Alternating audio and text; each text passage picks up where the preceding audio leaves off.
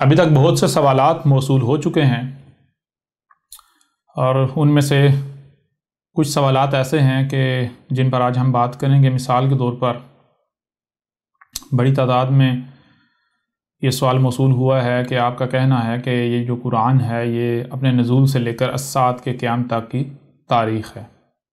यानी इस कुरान में जब इस कुरान को उतारा गया तब से लेकर जब तक जो है वह साथ नहीं, यानी तब तक जितने भी इवेंट्स हैं, बड़े इवेंट्स, मेजर इवेंट्स, वो ख़ास जो वाक़यात हैं उनका ज़िक्र है।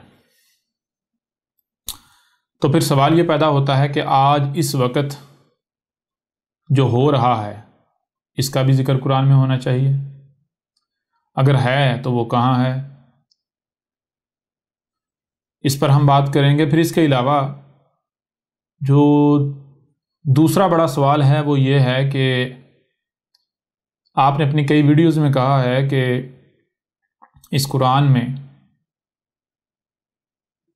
सबसे ज़्यादा जो है वो आपका ज़िक्र है, ये कुरान जो है आधे से ज़्यादा आपकी तारीख़ पर मबनी है। अगर ऐसा है तो फिर आप इस पर बात क्यों नहीं करते, इसे कुरान से सामने क्यों नहीं रखते? और इन सवालात का मकसद क्या है या वजह क्या है? इन सवालात की वजह यह है कि आज तक जो कुछ भी कुरान से मंसूब करके नस्ल दर नस्ल चलता आ रहा है, उसकी वजह से किसी को नहीं इल्म कि इस कुरान में असल में कहा क्या गया, इस कुरान में है क्या। और यही वो बुनियादी वजह है जिस वजह से हर कोई जो है वो कुरान से इसके मुतबादिल की तरफ भागता है हिदायत के नाम पर।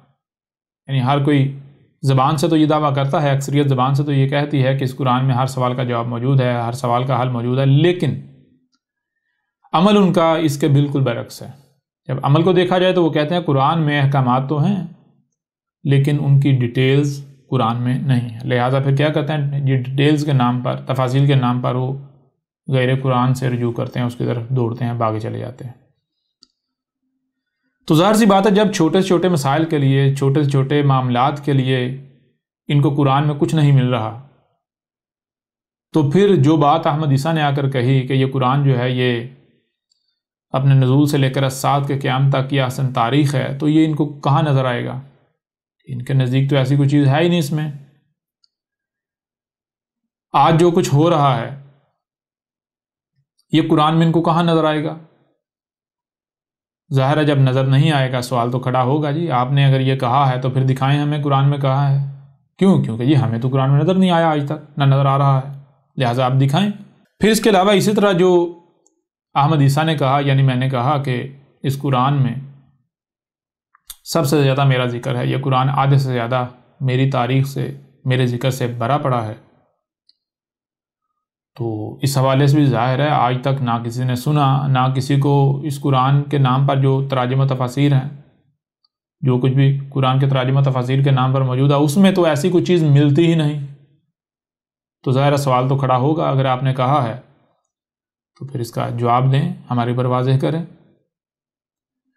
और ये सवाल करने वाले दो तरह के तबकात हैं। एक तबका वो है जो वाक़तन हक़ का तलबगार है, हिदायत का तलबगार है, जिन्होंने ख़ुद को झुका लिया, उनको एहसास हो गया कि हाँ वाक़तन आज तक हम जो है वो ज़लाल मुबीन में थे, गुमराही में थे, हमें किसी चीज़ का इल्म नहीं था।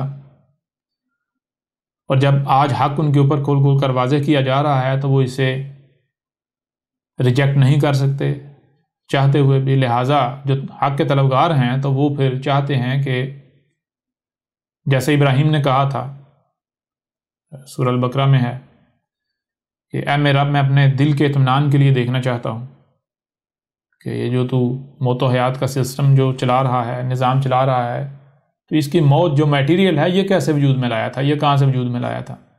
तो रब ने आगे से पूछा कि क्या जो अब तक तेरे ऊपर वाज़ेह किया गया तुझे, यानी तू उसे तस्लीम नहीं करता? तो कहा नहीं, ऐसी बात नहीं, मैं उसे तस्लीम करता हूँ, लेकिन मैं अपने दिल के इत्मीनान के लिए चाहता हूँ कि मैं वो चीज़ें भी देखूँ जो अभी भी मुझसे छुपी हुई हैं, मेरे लिए मज़ीद जो है वो इत्मीनान का बायस बनेगी, मेरे लिए मज़ीद जो है वो तक़वियत का बायस बनेगी। लिहाजा फिर रब ने वो चीज़ें सामने रखी। लिहाजा वो कुछ ऐसे हैं जो इब्राहीम को अपना अब्बा बनाते हुए, जैसे उनके अब्बा इब्राहीम ने किया, बिल्कुल वही कर रहे हैं। वो चाहते हैं कि जो चीज़ें, जो पहलू आज तक हमसे छुपे हुए थे, वो हमारे सामने आएँ, ताकि हमारे लिए मज़ीद जो है वो तक़वियत का बायस बने, मज़ीद हमारे लिए हिदायत का सामान बने। और उनके अलावा एक दूसरा तबका है जो कि बतौर चैलेंज ये सवाल करता है। उसकी वजह यह है कि उनको यकीन है, उनको लगता है कि कुरान में ऐसा कुछ भी नहीं है। जो ये दावे कर रहा है, जो ये बातें कर रहा है, कुरान में ऐसा कुछ भी नहीं है। लिहाजा अब हम अगर इससे बतौर चैलेंज ऐसे सवालात करेंगे, ये एतराज़ात उठाएंगे, तो ये जवाब नहीं दे पाएगा। और फिर हम जो है उठेंगे, शोर मचाएंगे, कहेंगे देखो जी, ज़बान से इतने बड़े बड़े दावे किए लेकिन अपने दावों को जो है सच्चा साबित नहीं कर पाया। लिहाजा ये झूठा है, ये कज़ाब है। और जो प्रोपेगेंडा पहले ये कर रहे थे, अब इनको एक हथियार उसके लिए इनके हाथ में आ जाएगा। लिहाजा ये महज प्रोपेगेंडा करने के लिए जो इनको हथियार चाहिए, अभी इनके पास कोई दलील नहीं है, कोई हथियार नहीं है, तो ये उस हथियार के हसूल के लिए इस तरह की हरकतें कर रहे हैं। तो बहरहाल असल में जो हमारी आज जो नशिस्त होगी, जो असल ये नशिस्त है, ये किन के लिए है? ये उन्हीं के लिए है जो वाक़तन हक़ के तलबगार हैं, और जो हक़ के तलबगार नहीं हैं, ये उनके लिए बतौर हुज्जत है। और सबसे पहले हम इस मौजू पर बात शुरू करने से पहले हर एक को ये कहेंगे कि आप कोशिश करें, यह किताब है, इसे डाउनलोड करें, इसे हासिल करें और इसे शुरू से लेकर आखिर तक डिटेल के साथ, तफसील के साथ पढ़ें। यानी आपने ये नहीं करना कि आप यह किताब जो है वो हासिल करें, इसे डाउनलोड करें और देखें ये तो बहुत बड़ी है, लिहाजा इतनी बड़ी किताब मैं कैसे पढ़ूंगा, तो क्या करूं? जैसे मेंढक छलांगे लगाता है उस तरह छलांगे लगाना शुरू कर दी जाए। अब मैं आपके ऊपर पहले ये बात वाज़ेह कर दूं कि अगर आप ये देखते हैं कि किताब बड़ी है और मैं अगर इसे तरतीब के साथ पढ़ूंगा तो मुझे टाइम लगेगा, लिहाजा मैं क्या करूं, मैं बीच बीच में से मेंढक की तरह छलांगे लगा के जो जो चीज़ें मेरे मतलब की हैं, जो मेरी ख्वाहिश है, मैं अपनी ख्वाहिश की इत्बा में उन पहलुओं को, उन चीज़ों को पढ़ लेता हूँ और बाकी जो है छोड़ देता हूँ। तो इसका नतीजा क्या निकलेगा?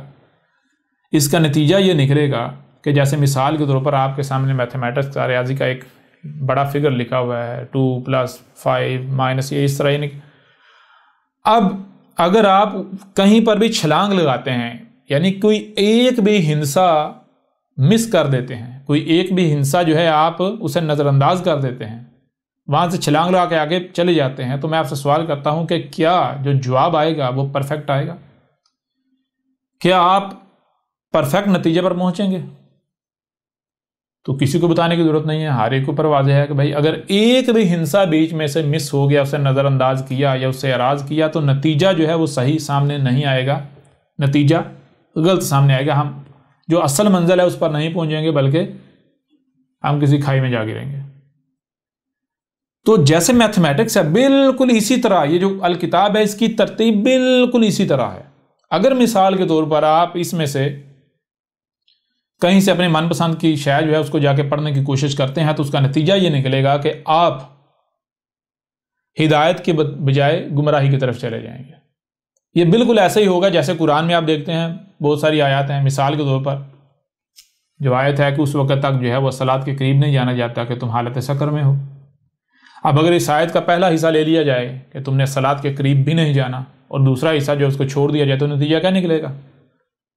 आप तो यही समझेंगे भाई कुरान कह रहा है कि सलात जो है उसके करीब भी नहीं जाओ। कुरान तो सलात के करीब भी जाने से मना कर रहा है, लेकिन क्या वाक़तन कुरान ये कह रहा है? हकीकत ये नहीं होगी, हकीकत इसके बिल्कुल बरक्स है। ऐसे ही अगर आप ये जो अल किताब है इसको हासिल करते हैं, इसे डाउनलोड करते हैं और बीच में से मेंढक की तरह छलांगे लगाते हैं, तो ये मैं आपको गारंटी देता हूं कि आप हिदायत नहीं पाएंगे।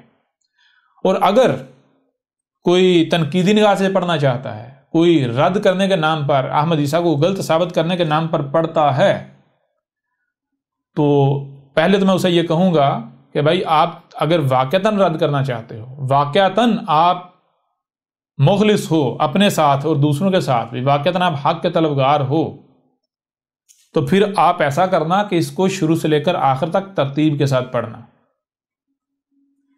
उसके बाद अगर आपको लगता है कि अल किताब जो है इसमें ब्लंडर्स हैं, कुछ गलतियां हैं, कुछ यानी कि गलत बात की गई है, इसको रिफ्यूट किया जा सकता है, तो फिर ठीक है, इसे रिफ्यूट करें सबूतों के साथ, फैक्ट्स के साथ। लेकिन अगर आप रद्द करने के नाम पर आप लगाते हैं मेंढे की तरह छलांगें, इधर उधर पटोशियां मारते हैं, बीच में से किसी सफ़े पर कभी चले जाते हैं, कभी किसी सफ़े पर चले जाते हैं, या बीच में से चीज़ें जो है वो काट कर लेते हैं, तो उसका नतीजा क्या निकलेगा? उसका नतीजा ये निकलेगा कि जलील आप खुद होंगे। क्यों? क्योंकि जो पहलू, जो बात आप सामने लाएंगे वो नामुकम्मल होगी, वो बिल्कुल नामुकम्मल होगी। बिल्कुल इसी तरह, ये मिसाल के तौर पर मैं किसी बंदे के खिलाफ बात, यानी कि मैं दुश्मन की बात जो है, या जो गलत है, एक बंदा है वो करता है, तो मैं उसे गलत साबित करना चाहता हूँ, गलत साबित करता हूँ, तो मैं क्या करता हूँ? पहले मैं क्या करता हूँ? पहले मैं उसकी बात आपके सामने रखता हूँ। कैसे सामने रखता हूँ? गोया कि वो मैं सामने नहीं रख रहा, बल्कि वो खुद सामने रख रहा है। मैं इस तरह उसकी बात सामने रखूंगा, गोया कि मैं नहीं बल्कि वो खुद सामने रख रहा है। यानी कि ये अंदाज अख्तियार किया गया। जब इस अंदाज से बात की जाएगी तो आप इतना हिस्सा कोई भी अगर सुनेगा तो वो ये नहीं देखेगा कि ये जो सामने बैठा हुआ है ये इसके खिलाफ बात कर रहा है, बल्कि वो बात करने का अंदाज, वो बात करने का जो स्टाइल है, जो तासरात हैं, जो बॉडी लैंग्वेज है, इससे उससे यही समझ आएगी कि भाई ये असल में अपने नज़रियात बयान कर रहा है, ये अपनी बात पेश कर रहा है। जी तो नतीजा क्या निकलेगा? नतीजा ये निकलेगा कि आप इस धोखे का शिकार हो जाएंगे। लिहाजा अगर आप ऐसी हरकत करते हैं तो इससे अहमद ईसा को फर्क नहीं पड़ेगा, इससे उल्टा जलील आप खुद हो जाएंगे। और अगर आपको लगता है कि नहीं भाई ये गलत कह रहा है, तो फिर मैं आपको रिकमेंड करूंगा, हर वो शख्स, हर वो मुल्ला जो कहता है कि मैं अहमद ईसा को जो है वो गलत साबित करता हूं, तो फिर वो ऐसा करे, वो मेंढे की तरह छलांगे लगाए, मेंढे की तरह छलांगे लगाए। अल किताब में से जो मेरा मवाद है, लिटरेचर है, उसमें से बीच में इसमें चीज़ें निकाल के तो मुझे गलत साबित करने की कोशिश करे, तो फिर देखते हैं अहमद ईसा उसके साथ क्या करता है। जी हाँ जी बिल्कुल। अहमद ईसा को तो उल्टा आप लोगों के खिलाफ हथियार हाथ आ जाएगा। जी जी अगर आप ऐसी हरकत करते हो तो जान लो उससे अहमद ईसा को फर्क नहीं पड़ेगा, बल्कि अहमद ईसा तुम लोगों को और मजीद जलील करके रख देगा, तुम्हारी औकात, तुम्हारी हैसियत मजीद खोलकर सामने रख देगा। जी बहरहाल इसलिए मैं हर एक को जो है वो कहूँगा, ये नसीहत करूँगा कि देखें आज आपके पास वक़्त है, बाद में पछताने से बेहतर है एक बार अल किताब को जो है वो हासिल करें, इसे डिटेल के साथ, तरतीब के साथ शुरू से लेकर आखिर तक पढ़ें। उसके बाद आपका कोई सवाल नहीं रहेगा, और जो भी सवालात आप भेज रहे हैं आपको उल्टा शर्मिंदगी होगी कि हमने जो है वो कितनी जहालत का मुजाहरा किया, कि जो सवालात हमने भेजे उनके जवाबात तो ऑलरेडी अल किताब में मौजूद हैं। जवाबात तो बात, यानी कि वो बात की बात है, सवालात पैदा ही नहीं होने थे। अगर अल किताब पढ़ ली जाए तो ये तमाम तर सवालात पैदा ही नहीं होंगे। दुनिया का कोई सवाल ऐसा नहीं है जिसका जवाब जो है अल किताब में नहीं है। जी बहरहाल अब मज़ीद आगे जो है इस बात को हम नहीं बढ़ाते, अब वापस हमारा मौजू है उसकी तरफ आते हैं। लेकिन उस पर अब बात करने से पहले कुछ बातें आपके सामने रखना जो है वो ज़रूरी है। अभी जो हम सिलसिला शुरू करने जा रहे हैं, ये ऐसा नहीं है कि हम जो है इसको मौसन बयान करेंगे, एक आध एक साथ में इसको आपके सामने रखेंगे, नहीं। बल्कि अगर आपको लगता है कि आपके पास वक़्त नहीं है और आप इतनी लंबी वीडियोस जो नशिस्तें हैं या नशिस्त है इसे नहीं देख सकते, नहीं सुन सकते, तो फिर मैं आपको कहूँगा कि आप यहीं पर शट डाउन करें और अपना काम करें, दुनिया कमाएं जाके। अगर आप वाक़तन हक़ के तलबगार हैं तो फिर आप देखें, और देखनी है तो फिर तरतीब के साथ देखें, क्योंकि ये जिस मौजू पर हम बात करने जा रहे हैं, इस मौजू पर हमने डिटेल के साथ, तफसील के साथ बात करनी है। हमने इसके ऊपर हर पहलू से बात करनी है। लिहाजा एक कितनी किस्तें बनती हैं, ये अब ये मौजू जो है इसी के ऊपर जो है वो इन्हिसार है कि कितना आगे इसको ले जाया जाता है, कब तक इसके ऊपर बात की जाती है और किन किन पहलुओं से बात की जाती है। लिहाजा यानी कि ये जहन में रखें, अगर आप वाक़तन हक़ के तलबगार हैं तो फिर देखें, अगर आप हक़ के तलबगार नहीं हैं तो फिर आपको देखने का कोई फ़ायदा नहीं है। जी आते हैं हमारे मौजू की तरफ। तो मौजू हमारा ये है कि अगर कुरान जो है वो अपने नज़ूल से लेकर अस्सात के क़याम तक की अहसन तारीख़ है, तो फिर आज हम किस वक़्त में मौजूद हैं ये भी अल कुरान में होना चाहिए। कुरान को याद दिलाना चाहिए। और जब ये वाज़े हो जाए, कुरान हमारे ऊपर ये वाज़े कर दे कि आज हम किस वक़्त में मौजूद हैं, तो फिर जाहिर है इससे आगे क्या होना है, इससे आगे क्या होने जा रहा है, कुरान वो भी बताएगा। कुरान को बताना चाहिए क्योंकि वो भी कुरान में है ना। जी जी जी बिल्कुल। कुरान को वो भी बताना चाहिए या नहीं बताना चाहिए? बिल्कुल बताना चाहिए। लिहाजा असल में ये नशिस्त, ये गुफ्तगू, ये बात उनके लिए है जो वाक़तन हक़ के तलबगार हैं, ये उनके लिए है। तो हम क्या करेंगे आज, जो हमारा यानी कि जो हमारी नशिस्त है वो ये है कि हम सबसे पहले ये आपके सामने रखेंगे कि ये कुरान अपने नज़ूल से लेकर अस्सात के क़याम तक की अहसन तारीख़ है। इसको इसी अल कुरान से खुलकर वाज़े करेंगे। फिर उसके बाद हम अगले स्टेप पर जाएंगे। अगला स्टेप हमारा ये होगा कि अगर ये कुरान अपने नज़ूल से लेकर अस्सात के क़याम तक की अहसन तारीख़ है, तो फिर ऐसा कैसे मुमकिन है कि आज इस वक्त जो कुछ भी दुनिया में हो रहा है इसका जिक्र कुरान में ना हो। कुरान से ये सामने आना चाहिए, कुरान को याद दिलाना चाहिए, कुरान को हमारे ऊपर वाज़े करना चाहिए कि भाई आज तुम किस दौर में किस वक्त में मौजूद हो। जब ये डिफ़ाइन हो जाएगा कि हम किस दौर में किस वक्त में मौजूद हैं, तो फिर कुरान से पूछा जाएगा कि इसके आगे क्या होना जा रहा है। जी जी बिल्कुल ठीक है ना, कुरान वो भी बताएगा। फिर उसके अलावा कि जो आप बार बार कहते हैं कि आधे से ज़्यादा कुरान आपकी तारीख़ पर मबनी है, यानी अहमद ईसा की तारीख़ पर मबनी है, आधे से ज़्यादा कुरान में अहमद ईसा का जिक्र है, तो फिर ऐसा कैसे मुमकिन है कि कुरान में आपका जिक्र हो तो वो कुरान दिखाए ना, कुरान सामने ना लाए। जी अगर कुरान में ऐसा हो, कुरान में जिक्र हो, यानी ये पहली बात कि कुरान अपने नज़ूल से लेकर अस्सात के क़याम तक की तारीख़ हो। जी जी बिल्कुल। और दूसरी बात, आपका कुरान में जिक्र हो, ये जो कुरान है अल कुरान हाज़ल कुरान, इसमें आपका जिक्र हो, तो फिर कैसे मुमकिन है कि कुरान याद ना दिलाए। जी जी कैसे मुमकिन है कि कुरान से आपका जिक्र हमारे सामने ना आए। लिहाजा फिर आप क्या करें, अगर आप अपने दावे में सच्चे हैं तो कुरान से अपने आप को सामने लाएं। जो हमें आपने कहा कि कुरान जो है वो आपके लिए आईना है, तो आप ज़रा कुरान को ख़ुद भी देखें और झांकें। आप कुरान में कहीं नज़र आते हैं? अगर आपको अपना आप कुरान में नज़र आता है तो कुरान में जहाँ जहाँ आपको अपना अक्स नज़र आता है, अपना आप नज़र आता है, तो उसको कुरान से उठाकर हमारे सामने रखें। जी जी बिल्कुल। बात समझ आ रही है नहीं आ रही? यानी ऐसा करें कि कुरान जो हाज़ल कुरान है इसको सामने बतौर आईना सामने रखें और ख़ुद कुरान के सामने आ जाएं, बिल्कुल उसके सामने। हम सबको कहें भाई इधर आ जाओ, इधर मेरे पीछे खड़े होकर देखो, आईने के अंदर देखो, तुम्हें इस कुरान के अंदर अहमद ईसा नज़र आता है या नहीं आता, और आता है तो किस सूरत में आता है। जी आता है, अगर नज़र आता है तो किस सूरत में नज़र आता है। आया कि एज ए कज़ाब नज़र आता है, बतौर कज़ाब नज़र आता है, या फिर वाक़तन बतौर रसूल नज़र आता है। क्लियर हो रहा नहीं हो रहा?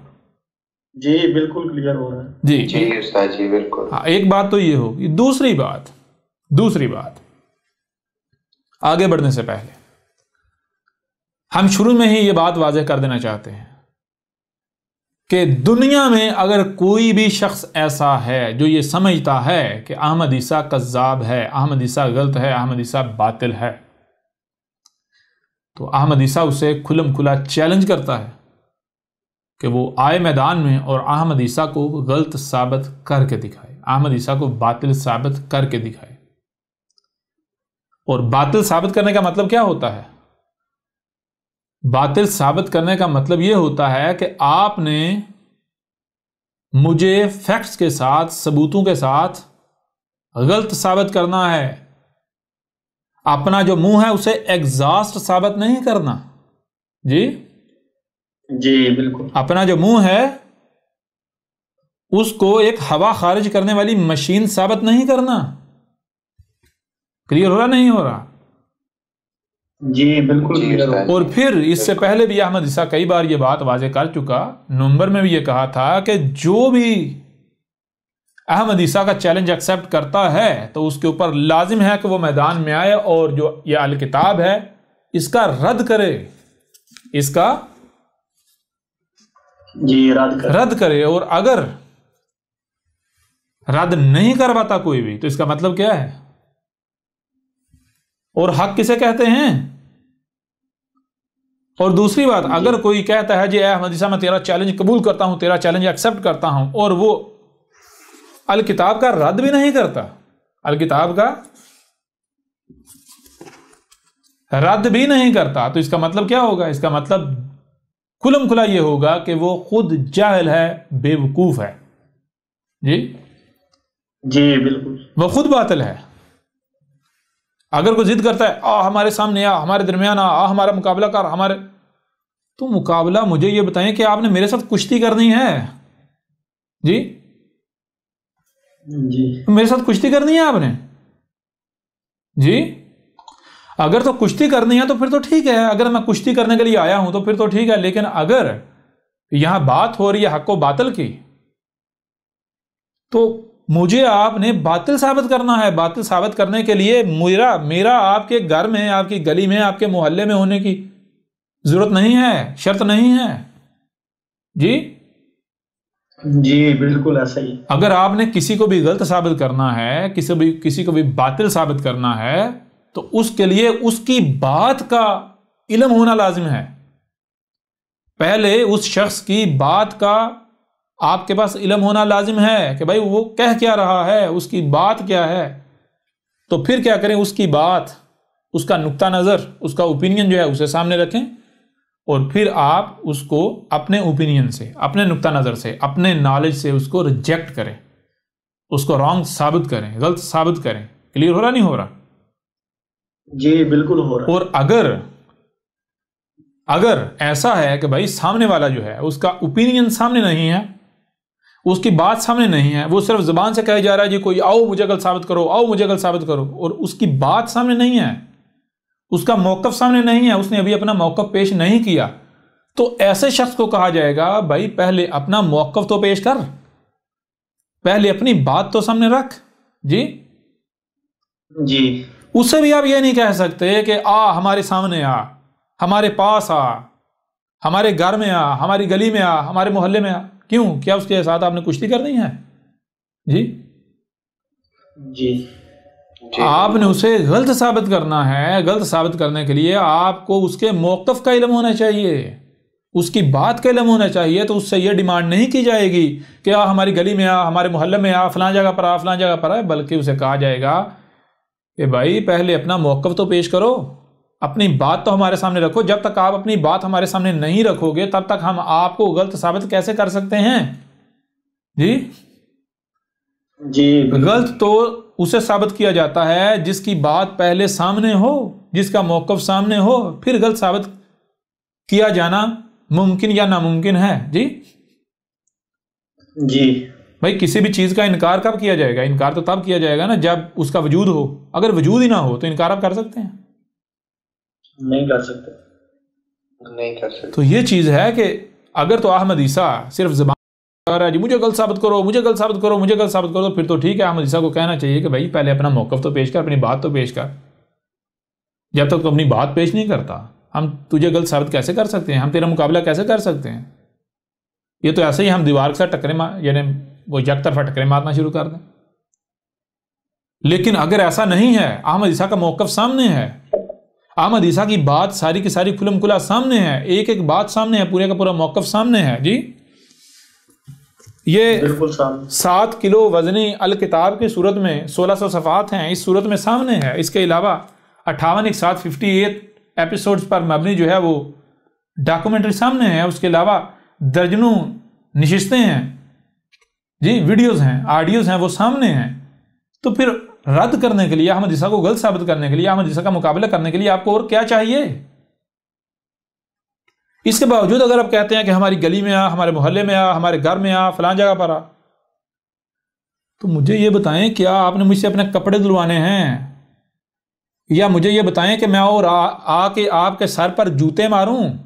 मुझसे जूते खाना चाहते हैं? जी जी क्या मकसद आपका क्या है? जी अगर आप ऐसी डिमांड करते हैं, मेरा मौक़िफ़ सामने होने के बावजूद, मेरा लिटरेचर सामने होने के बावजूद मुझसे ऐसी डिमांड करते हैं, तो ऐसी डिमांड करने वाले को किसी डॉक्टर की ज़रूरत है, किसी नफ्सियाती डॉक्टर की ज़रूरत है, उससे रुजू करें। जी जी बिल्कुल, उससे रुजू करें। अगर नहीं तो उसके जो वाली वारस हैं वो ऐसा करें कि उसको पकड़ें और किसी मेंटल हॉस्पिटल में जाकर एडमिट करवाएं उसे। किसी पागलान, अगर वो काबिल इलाज नहीं है, उसका मर्ज लाइलाज हो चुका है, तो उसको किसी पागलाने दाखिल कराएं। जी जी बिल्कुल, क्लियर हो रहा नहीं हो रहा? जी बिल्कुल हो रहा है। और फिर दूसरी बात, कोई दुनिया में कोई ऐसा पागल है जो ये कहे मैं पागल हूं? कोई ऐसा पागल है? नहीं, नहीं, बिल्कुल नहीं। पागल की पहचान क्या है? पागल की पहचान यह है कि वो समझता है कि मैं अक्लमंद हूं, सामने वाला पागल है। ठीक है जी? जी उस्ताद जी, बिल्कुल। कैसे कहेगा? जबान से। कैसे कहेगा? जबान से। और जो अक्लमंद होता है, अगर उसके सामने पागल हो भी तो अक्लमंद उसको पहले जबान से पागल नहीं कहेगा, बल्कि अक्लमंद अपने किरदार से उसे पागल साबित करेगा। उसे पागल जी साबित करेगा और फिर कहेगा तू मुझे पागल कह रहा है, मैंने तुझे पागल साबित कर दिया, मैंने तुझे पागल साबित कर दिया। तो जरा ये बताओ वो कौन है? कौन है जो मैं जबान से रट्टे लगा रहा है, तू पागल है, तू पागल है, तू पागल है, तू पागल है? जी हम ठीक हैं, हम अक्लमंद है, तू पागल है। और उसके बरक्स वो कौन है जिसने जबान से एक बार भी ये नहीं कहा कि तुम पागल हो, बल्कि उसने अपने किरदार से, अमल से साबित किया कि पागल मैं नहीं, पागल दरअसल तुम लोग हो, पागल तुम हो। जी जी भाई मैं आपसे सवाल करता हूं, अगर एक मेंटल पेशेंट है, एक नफ्सियाती मरीज है, एक पागल है, उसको आप डॉक्टर के पास लेकर जाते हैं, उसको कहां लेके जाते हैं? जी डॉक्टर के पास। किसी भी माहिर नफ्सियात से पूछ लें, किसी भी जो मेंटल स्पेशलिस्ट है जी, जो माहिर नफ्सियात है, जो दिमाग का डॉक्टर है, जो पागलों का डॉक्टर है, उससे पूछ लें कि भाई जब आपके पास कोई पेशेंट आता है, जब आपके पास कोई पेशेंट आता है तो वो कोई ऐसा पेशेंट है जिसने आकर कहा हो डॉक्टर साहब मैं पागल हूं लिहाजा मेरा इलाज करें? जी मजे की बात यह है, हैरान कुन बात यह है कि ये वाहिद बीमारी ऐसी है, ये वाहिद ऐसी बीमारी है जिसमें मरीज डॉक्टरों को आके कहता है कि मैं डॉक्टर हूं, तू बीमार है। बाकी जितने भी मर्द हैं, कोई शुगर का मरीज है डॉक्टर के पास आएगा, कहेगा डॉक्टर साहब मुझे शुगर है लिहाजा मेरा इलाज कर दें। जी जी बिल्कुल। डॉक्टर साहब मुझे हेपेटाइटिस है, मुझे टीबी है, जी मेरा इलाज कर दें। हर मरीज आएगा तो आकर अपने आप को मरीज डिक्लेयर करेगा और सामने वाले को डॉक्टर तस्लीम करेगा। ठीक है जी? जी ये दुनिया की वाहिद बीमारी है कि इस बीमारी का जो शिकार शख्स होता है, जब वो डॉक्टर के सामने जाता है, डॉक्टर के पास जाता है, तो वो क्या करता है? उसका किरदार क्या होता है? वो क्या कहता है? वो जाकर कहता है कि मैं डॉक्टर हूं और तू पागल है। जी जी यानी पागल जो है उसको जब आप डॉक्टर के पास लेकर जाएंगे तो डॉक्टर जब पूछेगा हाँ जी कौन है आप, तो वो देखेगा ना सामने डॉक्टर बैठा हुआ है, तो फौरन पागल जो है ना वो सामने वाला किरदार खुद को समझना शुरू कर देगा। सामने वाला किरदार खुद को समझना, खुद डॉक्टर पूछेगा पागल से हाँ जी कौन हो आप, तो कहेगा, पागल कहेगा क्या मैं डॉक्टर हूं। तो डॉक्टर पूछेगा तो फिर मैं कौन हूं, कहेगा आप पागल हो। समझ आ रही नहीं आ रही जी? फिर डॉक्टर अगर ये पूछे कि आप यहां क्या लेने आए हो, तो आगे से वो जो पागल है वो कहेगा कि मैं आपका इलाज करने आया हूं, मैं आपका इलाज करने आया हूं। तो अब मुझे बताएं कि वो कौन है कि जो डॉक्टर के सामने आता है और आकर कहता है कि तू पागल है और हम डॉक्टर हैं, तू पागल है और हम डॉक्टर हैं। और वो कौन है कि जिसका आगे से रवैया किरदार ये नहीं है, डॉक्टर से पूछे, जब डॉक्टर को जो है डॉक्टर को पागल कहता है कि मैं डॉक्टर हूं, तू पागल है, तो क्या डॉक्टर आगे से आर्गू करता है, नहीं नहीं नहीं नहीं तू पागल है, डॉक्टर मैं हूं? क्या डॉक्टर ऐसा करता है? नहीं नहीं, बल्कि जो माहिर नफ्सियात होते हैं फिर वो उसके साथ बातचीत करते हैं, बातचीत में उसको एहसास ही नहीं होने देते कि उसको पागल साबित कर देते हैं। सबसे पहले जो पागल होता है उसको ये एहसास दिलाया जाता है कि तेरा दिमाग ठिकाने पर नहीं है। क्यों? क्योंकि जब तक उसको ये रियलाइज नहीं होगा तब तक वो अपने आप को ठीक नहीं करेगा। क्लियर हो रहा नहीं हो रहा? जी बिल्कुल क्लियर हो। पागल का इलाज करने से पहले, पागल को ठीक करने से पहले उसको रियलाइज करवाया जाएगा कि तू वाकयातन बीमार है, तू वाकयातन मरीज है। जब तक वो ये समझता रहेगा कि मैं तो ठीक हूं, मुझे तो कुछ भी नहीं, मैं जो बोल रहा हूं, जो कर रहा हूं, ये तो परफेक्ट कर रहा हूं, तो अपने आप को बदलेगा? जी नहीं बदलेगा। नहीं। क्लियर हो रहा नहीं हो रहा? हाँ, आप मेडिसिन दे के उसका कुछ वक्त के लिए दिमाग माफ कर सकते हैं, लेकिन आप उसका इलाज नहीं कर सकते, उसे बदल नहीं सकते। ठीक है जी? तो डॉक्टर आगे से आर्गू नहीं करता कि नहीं नहीं मैं डॉक्टर हूं, तू पागल है, नहीं, बल्कि डॉक्टर क्या करता है, डॉक्टर कहता है हाँ जी ठीक है, मैं पागल हूं, आप डॉक्टर, चले मेरा इलाज करें।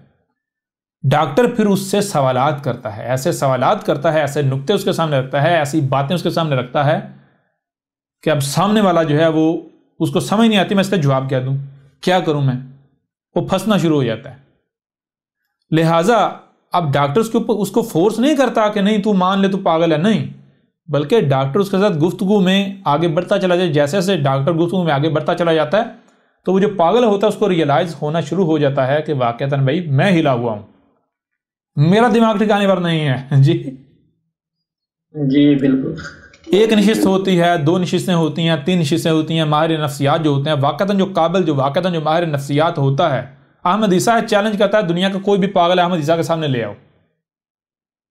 जी, दुनिया का कोई भी ऐसा शख्स जो अपना दिमागी तवाज़ुन खो बैठा है उसको अहमद ईसा के सामने ले आओ। अगर अहमद ईसा ने उसको क्योर ना किया तब कहना। जी, अच्छा, चैलेंज करता है अहमद ईसा, बेशक। तो चीज यह है, माहिर नफ्सियात क्या करता है, माहिर नफ्सियात पहले उसको रियलाइज करवाता है कि पागल मैं नहीं, पागल दरअसल तू है, इलाज की मुझे जरूरत नहीं, इलाज की जरूरत तुझे है। तो अब मैं आपसे पूछता हूं, मैं आपसे सवाल करता हूं कि वो कौन है जिसने आते ही फतवे लगाना शुरू कर दिए, पागल कहना शुरू कर दिया, इससे पहले कि वो अहमद ईसा की बात सुनता, अहमद ईसा के मौक़िफ़ को जानता, उसके बाद फैसला करता। पहले अहमद ईसा को देखता, अहमद ईसा की बात को सुनता, जब तक अहमद ईसा की पूरी बात सुन नहीं लेता तब तक वो कैसे फैसला कर सकता है कि भाई जो सामने बैठा हुआ है वो पागल है, वो गलत है। जब तक आप मुझे सुन नहीं लेते, आप मेरा मुकम्मल मौक़िफ़ जान नहीं लेते, आप मुझे कैसे पागल कह सकते हैं, कैसे जो है गलत कह सकते हैं। इसके बावजूद अगर कोई आता है बगैर अहमद ईसा को सुने, बगैर अहमद ईसा को जाने, गालियां देता है, बकवासात करता है, मलामतें करता है, तोहमतें लगाता है, पागल कहता है, फतवे लगाता है, तो फिर मैं आपसे सवाल करता हूं कि पागल कौन साबित होता है? पागल का किरदार किसका है और डॉक्टर का किरदार किसका है? कौन अपने किरदार से डॉक्टर साबित हो रहा है और कौन अपने किरदार से पागल मरीज साबित हो रहा है? या अहमद ईसा ने अपने किरदार से साबित कर दिया कि पागल अहमद ईसा नहीं, पागल तुम लोग हो। तुम लोगों ने खुद अपने किरदार से साबित कर दिया कि पागल अहमद ईसा नहीं बल्कि पागल तुम लोग खुद हो। तुम लोगों ने अपने किरदार से यह बात साबित कर दी, तुम लोगों ने अपने किरदार से यह साबित कर दिया कि पागल अहमद ईसा नहीं, बल्कि पागल तुम लोग खुद हो। और अब यहां पर भी मैं चैलेंज करता हूं कि मेरी इस बात को दुनिया का कोई भी अक्ल रखने वाला शख्स गलत साबित करके दिखाए। अक्ल रखने वाला क्यों कहा? अक्ल रखने वाला इसलिए कहा क्योंकि जिनके अंदर अक्ल है ही नहीं, जिनके दिमागों में मुल्ला की दाढ़ी भरी हुई है, जिनके दिमागों में मुल्ला की दाढ़ी भरी हुई है, उनका काम है गालियां देना, बकवासात करना, तोहमतें, मलामतें। जैसे किसी शख्स ने अपने खेतों की, अपने माल की हिफाजत के लिए कुत्ते पाल रखे होते हैं या कोई कुत्ता पाल रखा होता है, बिल्कुल इसी तरह ऐसे लोग जिनके दिमागों में, जिनके ये खोपड़ियां हैं, खोपड़ों में मगज की बजाय, अकल की बजाय मौलवियों की दाढ़ियां भरी हुई हैं, ये उन मुल्लाओं के पाले हुए कुत्ते हैं, जिनका काम ही ये है कि जो भी मुल्ला को जवाब देगा, जो भी मुल्ला के सामने सवाल उठाएगा, जो भी मुल्ला को उसकी औकात दिखाएगा, उसके ऊपर भौंकना, उसको काटना। लिहाजा ये जो भौंकने वाले हैं और काटने वाले हैं, उनको मैं नहीं कह रहा, क्योंकि उनको कहने की जरूरत नहीं है, उनको कहने का कोई फायदा नहीं, क्योंकि उन्होंने वही करना जो वो हैं। ये बात है उन लोगों के लिए जो वाकयातन अक्लमंद हैं। वो बताएं क्या अहमद ईसा गलत बात कर रहा है? क्या अहमद ईसा पागल साबित होता है? या फिर वाकईतन पागल तो ये लोग खुद साबित होते हैं? और ये बात करते हैं इस्लाम इस्लाम इस्लाम की, बात करते हैं कुरान कुरान कुरान की। कुरान क्या कहता है? कुरान तो कहता है कि आपने उस वक्त तक किसी भी बात पर अमल नहीं करना जब तक आप उसे मुकम्मल जान नहीं लेते, समझ नहीं लेते। यहां तक कि ये मोहम्मद कहता, मोहम्मद हमारा रसूल, मोहम्मद हमारा रसूल, मोहम्मद हमारा रसूल। तो क्या रसूल में उसवतन हसनतन नहीं होता? मतलब क्या है भाई, आपने बिल्कुल उसी तरह बनना है जैसे रसूल था। तो क्या मोहम्मद का किरदार यही था जो किरदार तुम लोगों का है? मोहम्मद ने तो कहा था कि एक शख्स के झूठा होने के लिए इतना ही काफी है कि वो सुनी सुनाई बात को आगे डिलीवर कर दे। इसी तरह मोहम्मद ने जब अली को एक इलाके में, खित्ते में गवर्नर बनाकर भेजा, काजी बनाकर भेजा, मोहम्मद ने अली को जब काजी बनाकर भेजा तो अली को नसीहत की, कहा ए अली जान ले तेरे ऊपर क्या जिम्मेदारी आयद की गई है। तेरे ऊपर जो जिम्मेदारी आयद की गई है, ये जिम्मेदारी ऐसे ही है गोया कि तेरे हाथ में तलवार दे दी गई तेरी अपनी ही गर्दन काटने के लिए। तेरे हाथ में तलवार पकड़ा दी गई तेरी अपनी ही गर्दन काटने के लिए। इस तलवार से अगर, यानी ये जो तो इख्तियार तुझे दिया गया, अगर तू इस इख्तियार का गलत इस्तेमाल करता है, कोई एक भी गलत फैसला करता है, तो गोया कि तूने अपनी गर्दन काट ली, तूने अपने ऊपर जुल्म कर लिया। हां, यहां तुझे उसका एहसास नहीं होगा, क्यों? यहां तेरे पास इख्तियार है, इक्तदार है, ठीक है ना। लेकिन जब तू इख्तियार लेस हो जाएगा, बेइख्तियार हो जाएगा, जिस दिन इख्तियार रब के पास होगा, जिस वक्त, तो फिर तुझे पता चलेगा कि ये गर्दन तूने दूसरे की काटी थी, ये जुल्म तूने दूसरे पर किया था या खुद अपने ऊपर किया था, तुझे वो बदला भुगतना पड़ेगा। बात समझ आ रही नहीं आ रही? लिहाजा मोहम्मद ने अली को कहा कि ए अली, ख्वा कोई भी शख्स हो, वो तेरा कितना ही करीबी रिश्तेदार ही क्यों ना हो, तेरी अपनी औलाद ही क्यों ना हो, वो कोई ऐसा शख्स ही क्यों ना हो कि जिस पर तुझे सबसे ज्यादा इत्मीनान ही क्यों ना हो, यहां तक कि खुद मैं तेरे सामने क्यों ना आ जाऊं बतौर फरीक, मेरे खिलाफ अगर कोई केस आ जाता है तेरी अदालत में, तेरे सामने, तो तूने ये नहीं देखना कि सामने मोहम्मद खड़ा है, लिहाजा मोहम्मद तो झूठ बोल ही नहीं सकता, इसलिए मुझे फरीक की बात सुनने की जरूरत ही नहीं है, सिर्फ मोहम्मद की बात सुनो और फैसला सुना दो। तूने ये नहीं करना कि सामने तेरा रिश्तेदार खड़ा हुआ है, तूने ये नहीं देखना कि सामने जो शख्स खड़ा हुआ है वो बड़ा सच्चा है, वो बड़ा पक्का मोमिन है, और दूसरी तरफ जो फरीक है वो तो काफिर है, वो तो मुशरिक है, वो तो बुतों को पूजने वाला है जी। लिहाजा ये जो मोमिन है ये कैसे झूठ बोल सकता है, इसलिए मुझे वो काफिर मुशरिक वो तो बोलेगा झूठ, इसलिए मुझे उसकी बात सुनने की जरूरत नहीं, सिर्फ इसकी सुनता हूं, एक तरफा सुनकर फैसला सुना देता हूं। ए अली जान ले, ए अली जान ले, उस वक्त तक तूने फैसला नहीं सुनाना जब तक कि तू दोनों फ्रीकैन की बात नहीं सुन लेता, दोनों को पूरा पूरा अपनी बात पेश करने का, अपना मौकफ पेश करने का पूरा पूरा मौका नहीं दे देता। ठीक है जी। ये नहीं देखना कि तेरा भाई है, तेरी बहन है, तेरा चचा है, तेरा ताया है, तेरा कोई रिश्तेदार है, तेरी मां है जी, तेरा वालिद है, यहां तक कि खुद मोहम्मद ही क्यों ना हो तेरे सामने, जैसे तू अपने लिए जो है वो आइडियलाइज कर रहा है जी जी, जिसमें तू अपने लिए उसवातुन हसना तलाश कर लिया, यहां तक कि खुद मोहम्मद ही तेरे सामने क्यों ना खड़ा हो तेरी अदालत में, तो तूने सिर्फ मोहम्मद की बात नहीं सुननी और फिर तूने खुद से भी यह फैसला नहीं कर लेना कि भाई मुझे दोनों की बात सुनने की जरूरत नहीं है। अगर मेरे पास खबर आती है, मेरे पास एक केस आता है, कोई बंदा खबर लेकर आता है काजी साहब कि फलां जगह पर दो शख्स जो है उनका झगड़ा हो गया, या फलां जगह पर एक शख्स जो है उसने फलां का नुकसान कर दिया, फलां जगह पर ऐसा मामला हो गया, तो तू उससे सवाल करे कि वो कौन है, तो तुझे पता चले एक वो शख्स है जिसने जिंदगी में कभी झूठ नहीं बोला, एक वो शख्स है जिसने जिंदगी में कभी झूठ नहीं बोला, दूसरा वो शख्स है जिसने जिंदगी में हर बार बोला तो बोला ही झूठ। तो तूने इस बुनियाद पर वहीं खड़े खड़े फैसला नहीं सुना देना कि भाई वो जो सच्चा है वो हक पर है और जो बातिल है, जो झूठा है वो गलत है, लिहाजा उसके हक में फैसला सुनाया था, वो जो झूठा है उसको पकड़ कर सजा दी जाए। ये नहीं करना। क्यों? क्योंकि जो बड़े बड़े मोमिन भी होते हैं, बड़े बड़े सच्चे भी जो होते हैं, हालात उनसे भी झूठ बुलवा देते हैं, हालात उनसे भी जुर्म करवा देते हैं। क्लियर हो रहा है? अभी भी नहीं हो रहा?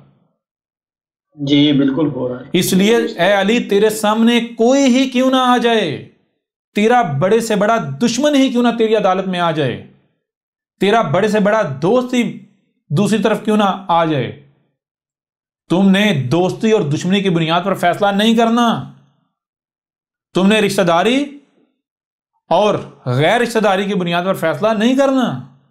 बात समझ आ रही है? भी नहीं आ रही? जी बिल्कुल। ये किसके अल्फाज हैं? ये कौन कह रहा है और किसको कह रहा है? ये मोहम्मद कह रहा है किसको? अपने एक हवारी को जी, अपने एक फॉलोअर को, अली को जी। तो मैं इनसे सवाल करता हूं कि जब मोहम्मद की ये तालीमात हैं, मोहम्मद का ये किरदार है, तो क्या तुम लोगों ने, अगर तुम मानते हो मोहम्मद तुम्हारा रसूल है, तो क्या तुम लोगों ने अमल से मोहम्मद को अपना रसूल साबित किया?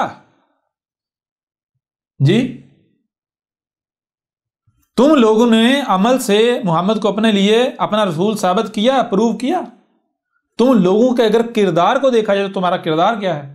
अहमदीसा सामने आया, बगैर बात सुने, बगैर मौकफ सुने, फतवे, गालियां, बकवासात, जहां मिलता है कत्ल कर दो, तलाश करो इसे, ये कर दो, वो कर दो, जला दो, मार दो, काट दो जी, इसकी बात नहीं सुननी।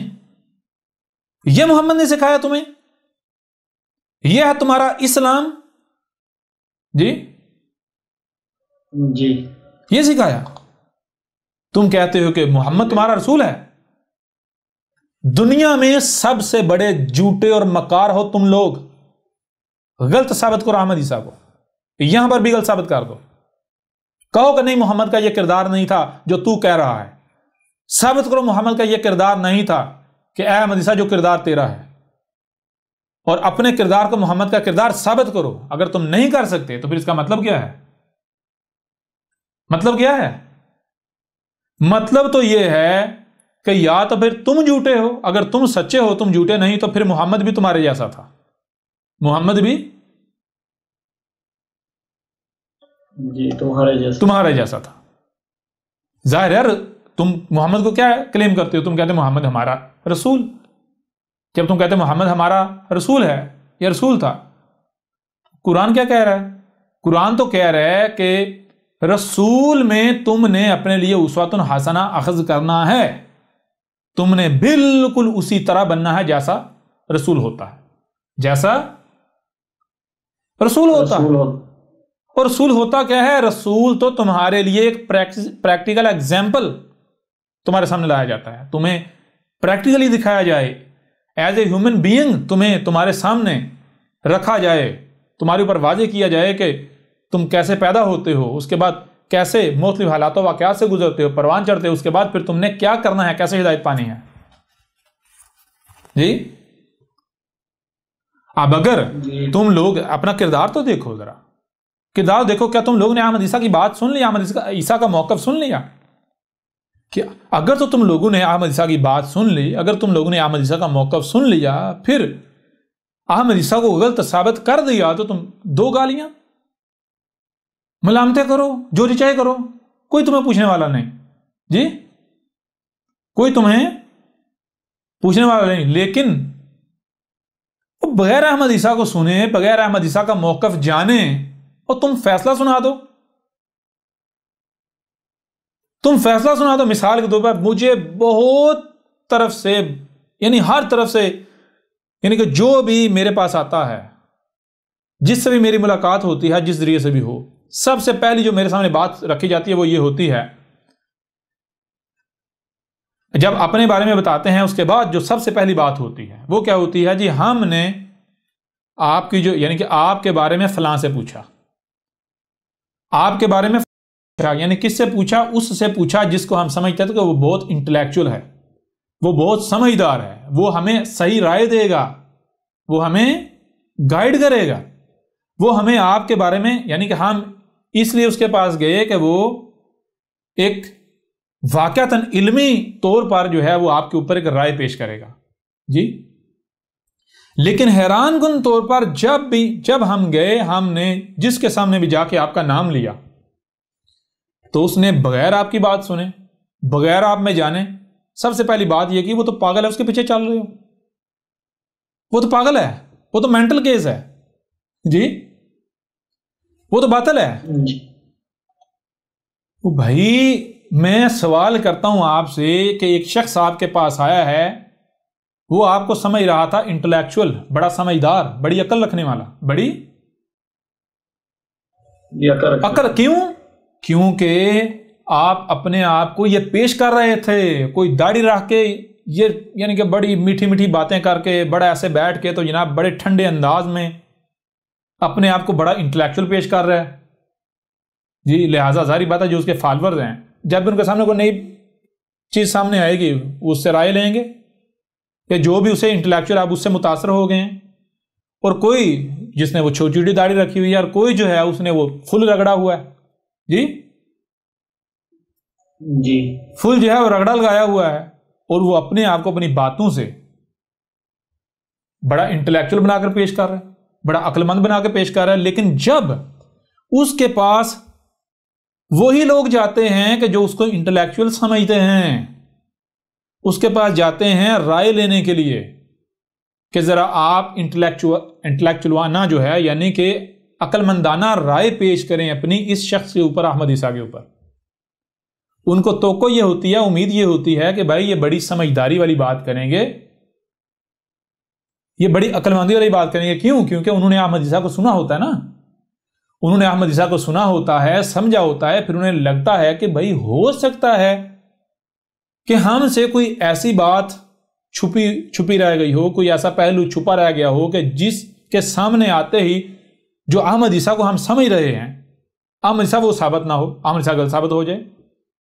जी हो सकता है कोई ऐसा नुक्ता, कोई ऐसी शय हमसे छुपी हुई रह गई हो, जिसके सामने आते ही अहमद ईसा का कोई दूसरा रुख, दूसरा चेहरा हमारे सामने आ जाए, जी जो हमने समझा उसके बरक्स सामने आ जाए। लिहाजा हम क्या करते हैं, हम जिसको हम फॉलो कर रहे थे इससे पहले, या आज तक फॉलो कर रहे थे या कर रहे हैं, जो इंटेलेक्चुअल है, जो बड़ी अकल रखने वाला है, हमसे बड़ा अक्लमंद है, हम उससे जाके पूछते हैं जनाब, भाई साहब, हजरत, या जो भी, जी ठीक है जी बिल्कुल। ये जो अहमद ईसा आया है, चलें जी आप नेगेटिव यानी कि नेगेटिव अल्फाज में बात कर लें कि ये जो एक मार्केट में नया फितना आया है, मार्केट में नया फितना आया है अहमद ईसा नामी का, इसके बारे में आपकी क्या राय है? तो अगर आप वाकयातन इंटेलेक्चुअल हैं, अक्लमंद हैं, तो सबसे पहली बात आप क्या करेंगे? सबसे पहली आप बात यह करेंगे कि मेरे प्यारे भाई, मेरी प्यारी बहन, देखो आपने कहा ये जो मार्केट में एक नया फितना आया है, ये आपने किस बुनियाद पर कह लिया? ये आपने किस बुनियाद पर कहा? किस बुनियाद पर कहा? क्या वो फितना साबित हो गया? क्या आपने उसे सुन लिया, समझ लिया और वाकई वो फितना साबित हो गया? जी, लिहाजा आप उस वक्त तक बेशक उसे सही ना कहें, उसे हक पर ना कहें, बेशक उसे सही ना कहें, हक पर ना कहें, जी, उसे सही ना कहें, हक पर ना कहें, लेकिन आप उसे उस वक्त तक गलत भी नहीं कह सकते जब तक कि आप उसकी पूरी बात सुन नहीं लेते, उसके बारे में मुकम्मल जान नहीं लेते। क्लियर हो रहा नहीं हो रहा? लिहाजा जो अक्लमंद होता है, जो अक्लमंद होता है, जो इंटेलेक्चुअल होता है, वो क्या, वो उसका किरदार ये होता है। और वही बात, ओ भाई आप क्या हो, ये आप जबान से आप अपने मुंह से तारीफें करते रहो, मैं ये हूं, मैं वो हूं, मैं बड़ी बला हूं। आपका किरदार बताएगा आप क्या हो। आप अपने ज़ाहिर को डांप सकते हो, आप अपने ज़ाहिर के ऊपर लिबादे ओढ़ सकते हो, जिस्म के ऊपर आप रंग बिरंगे कपड़े पहन सकते हो, जबान से आप अपनी जबान को बड़ा ज़ाहिरी तौर पर मीठा बना सकते हो, और लेकिन अंदर जो आपका है उसको कैसे बदलोगे, उसके ऊपर कैसे लिबादा चढ़ाओगे? जी, क्यों? क्योंकि ये जो आपका ज़ाहिर है, ये ज़ाहिर है ही लिबादा, हकीकत तो अंदर है। भाई अंदर को अपना आप जाहिर करने का मौका मिला नहीं तो अंदर एक्सपोज हुआ नहीं। जी, वो तो मौका मिलने की देर है, वक्त आने की देर है। क्लियर हो रहा नहीं हो रहा? जी बिल्कुल हो रहा है। तो अगर आप इंटेलेक्चुअल हूं या होते, अगर आप समझदार होते, तो मैं अभी भी मैं आपको कोई दुश्मन बनाकर नहीं पुकारता, नहीं मुखातब करता एज ए दुश्मन। मैं आपको भाई कहकर, मेरे प्यारे भाई, मेरी प्यारी बहन, अगर आप वाकईतन इंटेलेक्चुअल होते, आप अक्लमंद होते, आप समझदार होते, तो क्या आपका किरदार ये होता?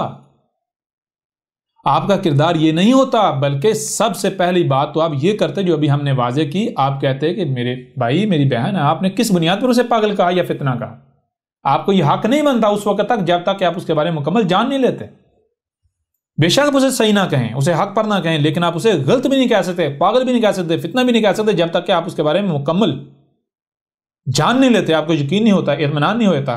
क्यों? क्योंकि कहीं ऐसा ना हो कि आप गलत हों और बाद में आपको पशेमानी का सामना करना पड़े।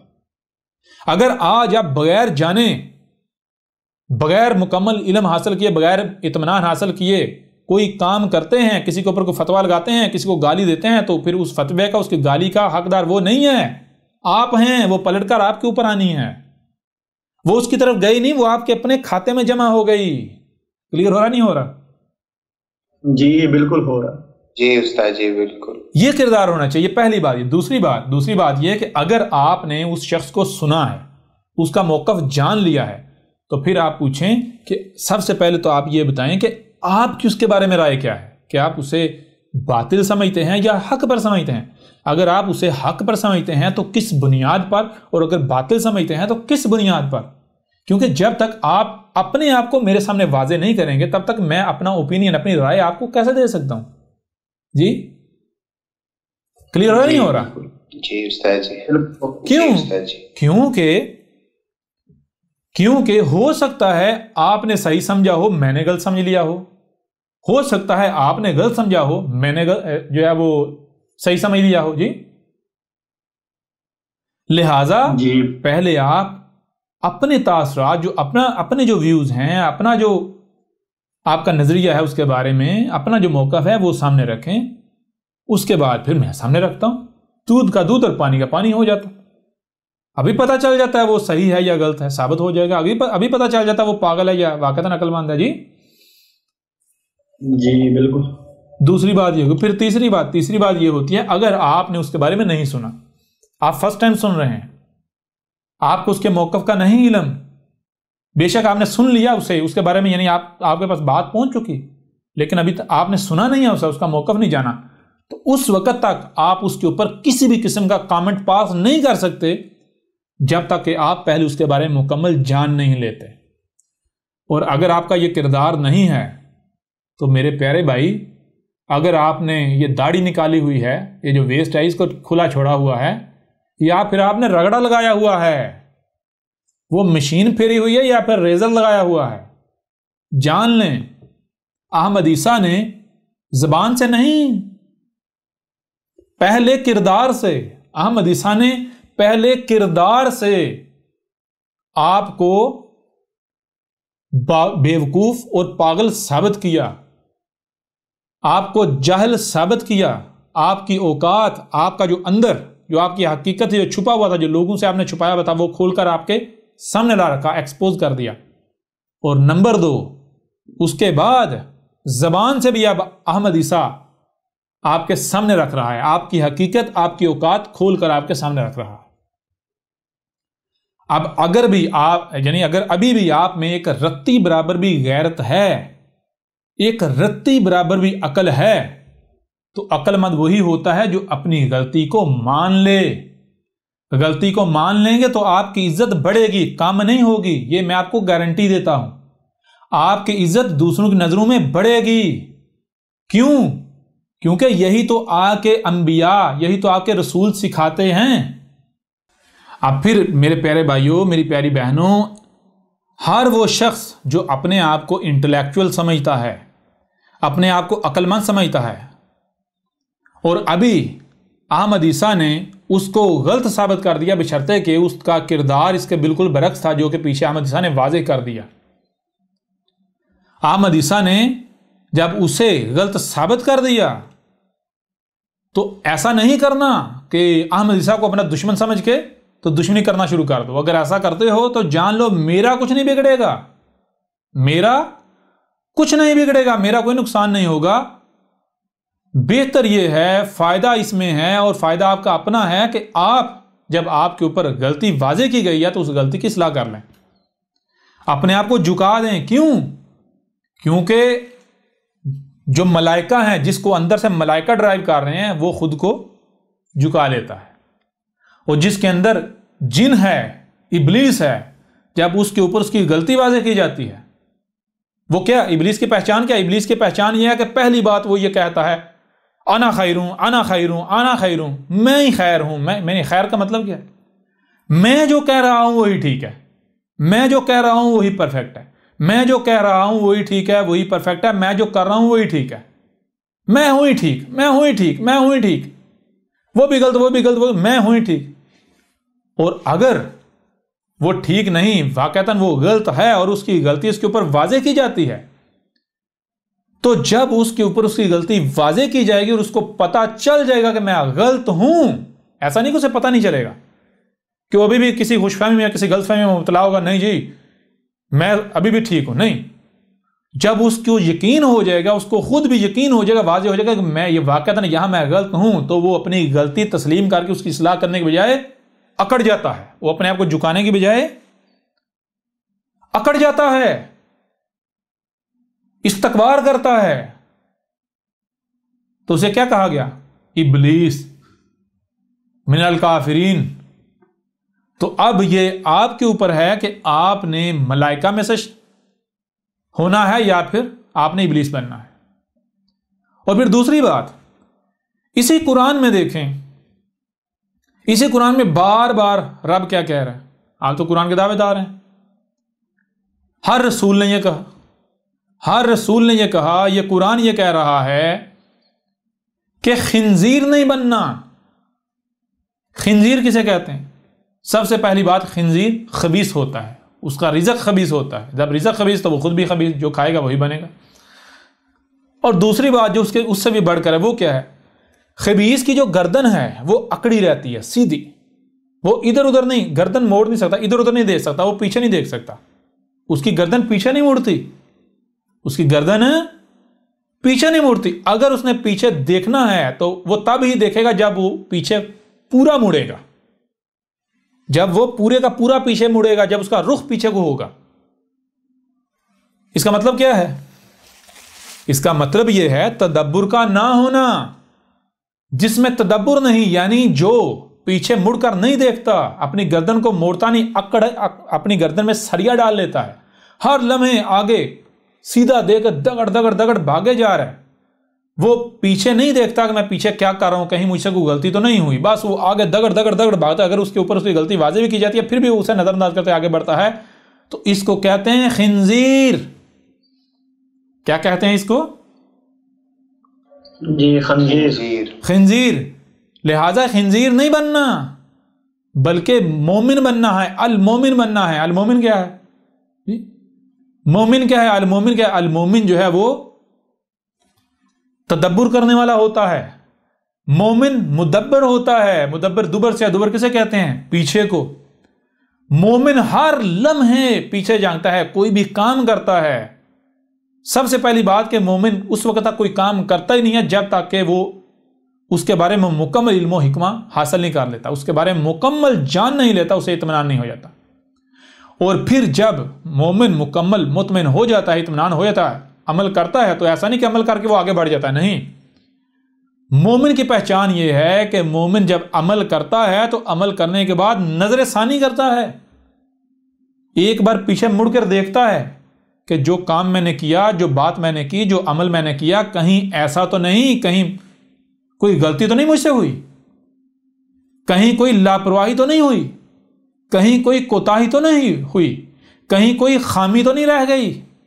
लिहाजा वो नजर सानी करता है, वो पीछे मुड़कर देखता है, और अगर कोई गलती सामने आती है तो फिर वो उसके ऊपर डट नहीं जाता, अपनी गलती के ऊपर पहरा नहीं देता, बल्कि उस गलती को तस्लीम करते हुए, अपनी गलती को तस्लीम करते हुए उसकी इस्लाह करता है। क्यों? क्योंकि वो जानता है, वो मानता है कि यह गलती मेरी है, मैंने की है।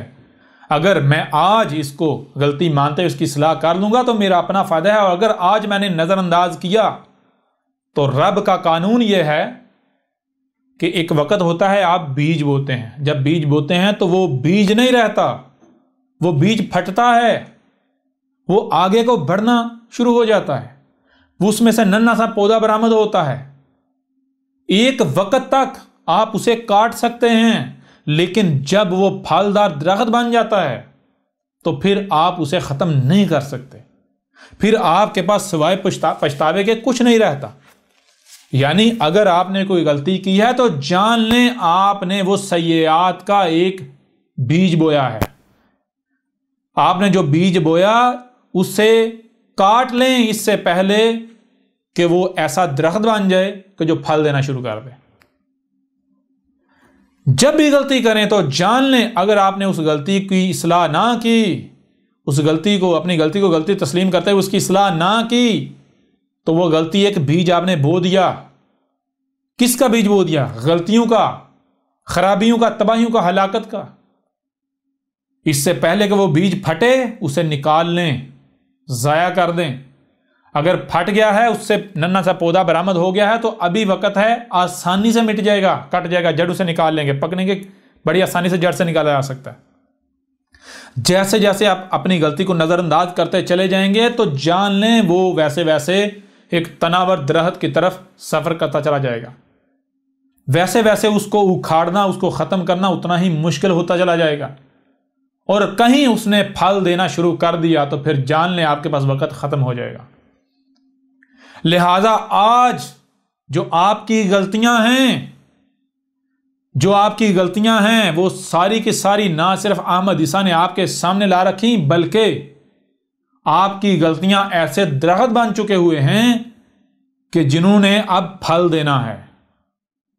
फल भी तैयार हो चुका है, नीचे गिरने वाला, इससे पहले कि वो फल नीचे गिरकर बीज का किरदार अदा करके वो एक जंगल बन जाए, ना थमने वाला सिलसिला बन जाए, तो कल को वो तमाम गलतियां आपको उचक लें, आपको पकड़ लें, फिर आप जो है वो अब तक मुसीबतों तकलीफों में गिरे रहें, अपनी इन गलतियों का नतीजा भुगत रहें।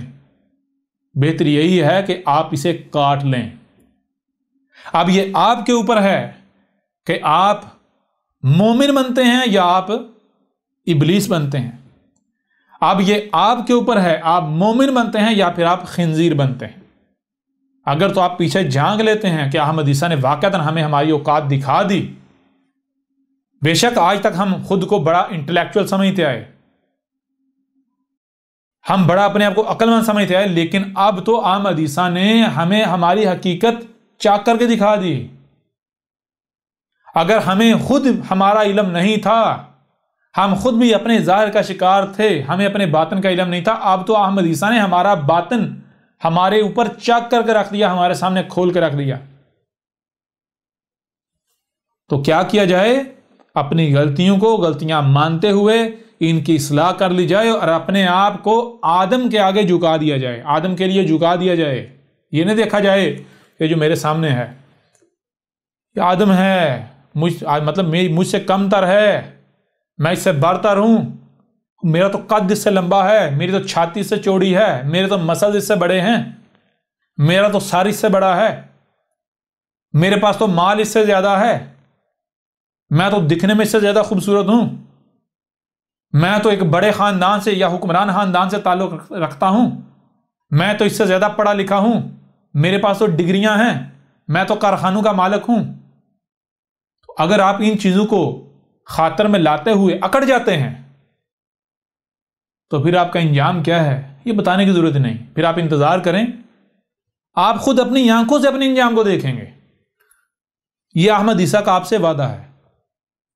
और अगर आप इन तमाम तर चीजों को बाला ताक रखते हुए, साइड पर रखते हुए, उनकी कोई हैसियत नहीं, कोई अहमियत नहीं, कोई औकात नहीं, और खुद को जब आज सजदे का हुक्म दिया जा रहा है कि आदम के लिए सजदा करो, ये तुम्हारे सामने क्या है? आदम बैठा हुआ है, अपने आप को इससे सामने झुका दो, तो ये नहीं करना कि अना खैरुम मिन्हु, ऐसा नहीं करना, बल्कि खुद को झुकाना है। और अगर झुका देते हैं तो फिर जान लें, ना सिर्फ दुनिया में आपके लिए मुश्किलें खत्म हो जाएंगी, आपके लिए आसानियां आप दुनिया में कामयाब हो जाएंगे, बल्कि आखिरत में भी आप कामयाब हो जाएंगे।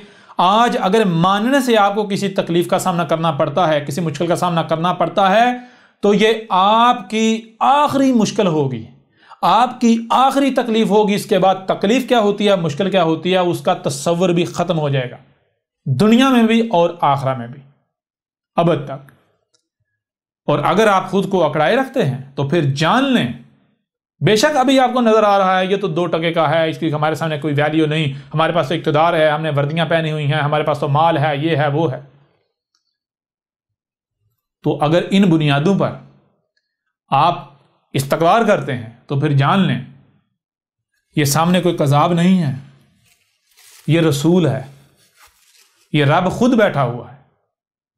रब चाहता तो मालदार शख्स की सूरत में सामने आया था, रब चाहता तो एक यानी पूरी दुनिया की जो सुपर पावर है उसके सदर के तौर पर सामने आया था, रब चाहता तो दुनिया का सबसे जो बड़ा को फैक्ट्री का कंपनी का मालिक है उसकी सूरत में, दुनिया के सबसे बड़े सरमाएदार की सूरत में सामने आ जाता। ऐसा रब क्यों नहीं करता? ऐसा रब इसलिए नहीं करता कि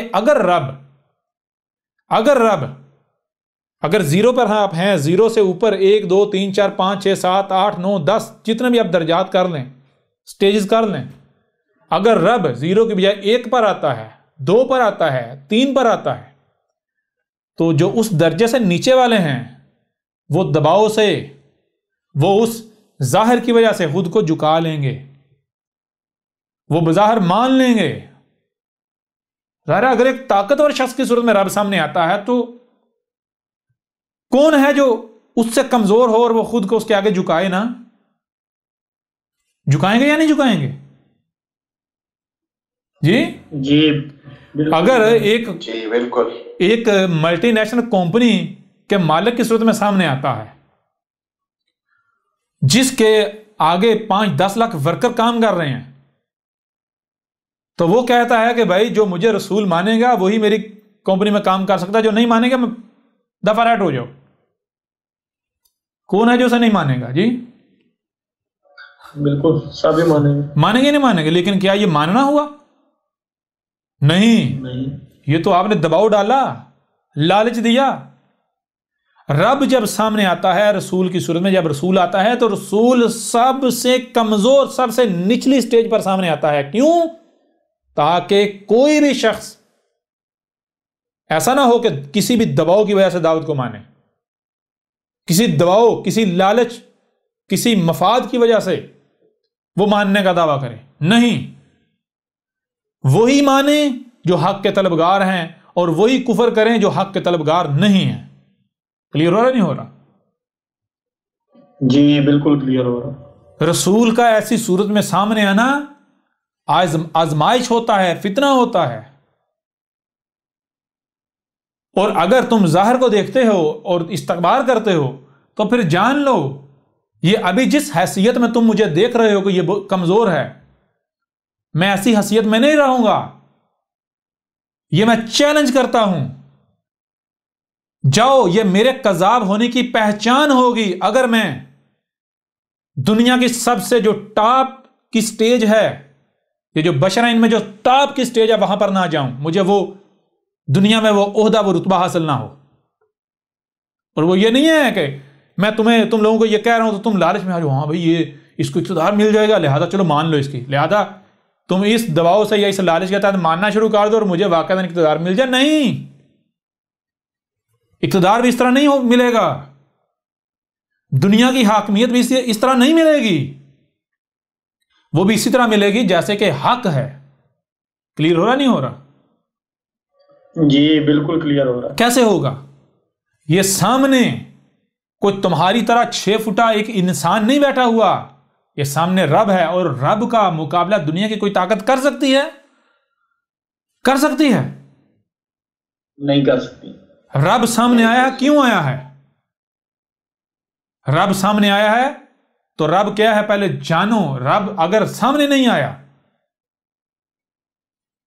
तो और बात है, जब सामने आ गया है रब तो फिर रब अपना शरीक बर्दाश्त नहीं करता। सामने आया क्यों है? पहले रब को, रब क्या है? हर तो मालिक है, खालिक है, मालिक है, अल अजीज है, अल हकीम है, अल अलीम है।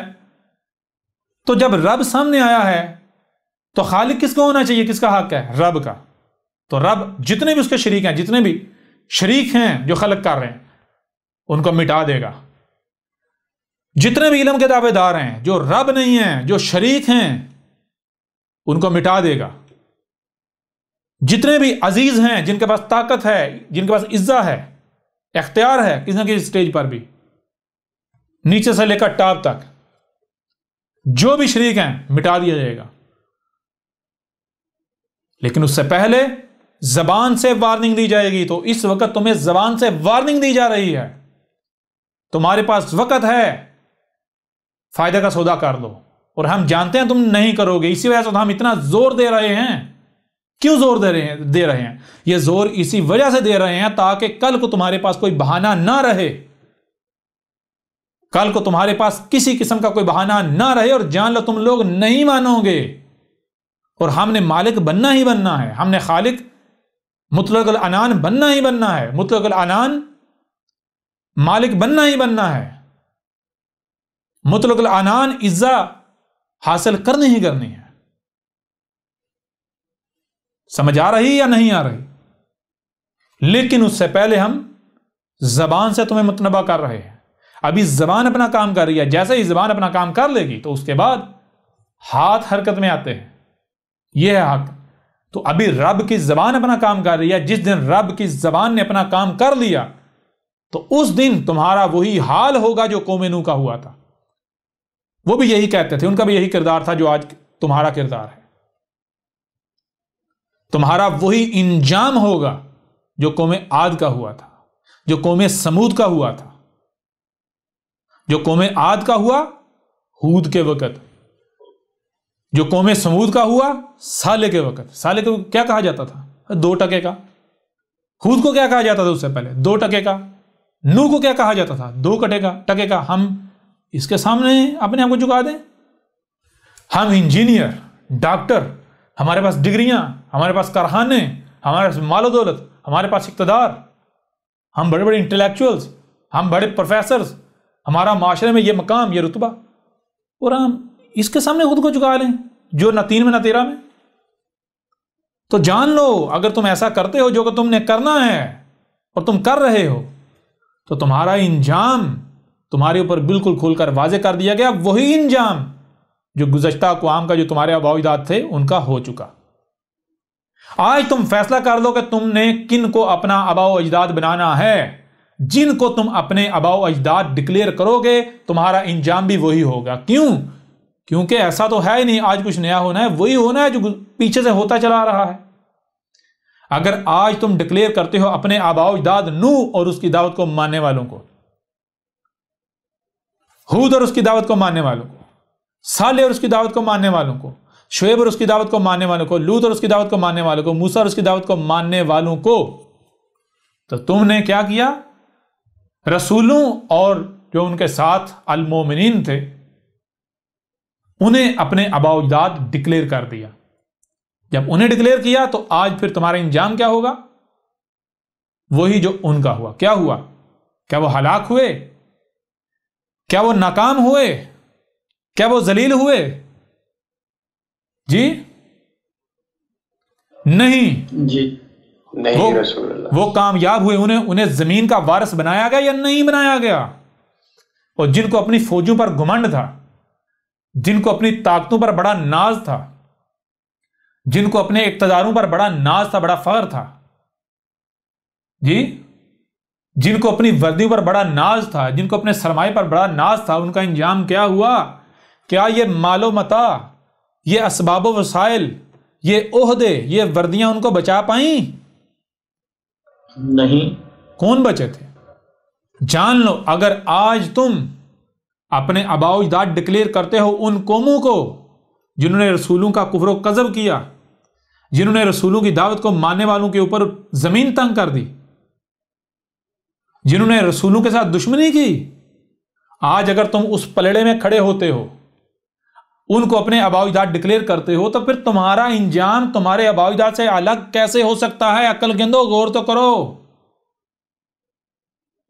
गौर तो करो। हर शय का सर्कल है या नहीं? वक्त का भी एक सर्कल है, 1000 साल का सर्कल है, वो कम या ज्यादा होता रहता है। वो इंसानों ने उसमें बिगाड़ पैदा किया। रब ने जो सर्कल बनाया था वो क्या था? नेचर का सर्कल, 1000 साल का। नेचर का सर्कल क्या था?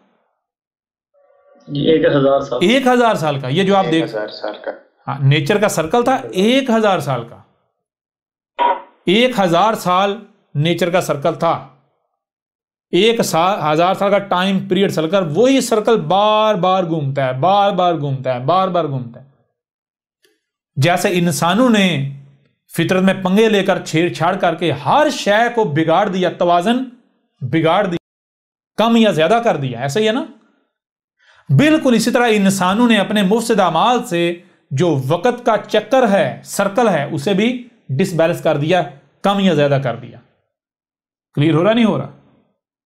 जी बिल्कुल क्लियर हो। रसूल अल्लाह, बिल्कुल। ये जो वक़्त का सर्कल है जो घूमता है, ये योम है, रब के यहां जो योम है, जो वक़्त का सर्कल है, वक़्त का एक दायरा, इंसानों ने अपने मुफसिद अमाल से इसे कम या ज्यादा कर दिया। ये कम कर रहे हैं या ज्यादा कर रहे हैं? कम कर रहे हैं या ज्यादा कर रहे हैं? क्लियर हो रहा नहीं हो रहा? तो जब रब के यहां एक सर्कल है और यही सर्कल बार बार घूम रहा है, यही, कोई नया तो है ही नहीं, तो फिर जरा बताओ तुम्हारे ऊपर कुछ डिफरेंट आना है जी?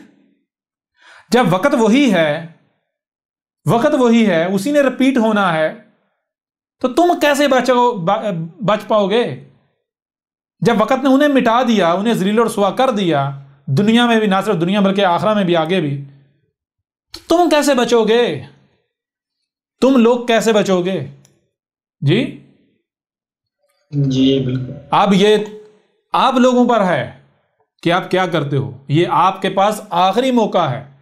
आया आप अहमदीसा की, कृष्णा की, कालकी अवतार की दावत को सुनते हो, समझते हो, उसके बाद कोई फैसला करते हो, या फिर बगैर सुने, बगैर समझे अपने आबाओ-अजदाद के नक्शे कदम पर चलते हो?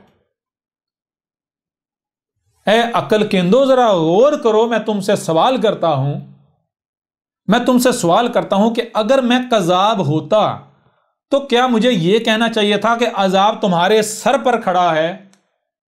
क्या मुझे यह कहना चाहिए था कि अजाब मेरी जिंदगी में आएगा? क्या मुझे यह कहना चाहिए था कि अगर अजाब मेरी जिंदगी में, मेरी मौजूदगी में नहीं आता, मेरा कुफ्र और कज़ब करने वाले को सवा से नहीं मिटाया जाता, तो मैं कज़ाब साबित हो गया?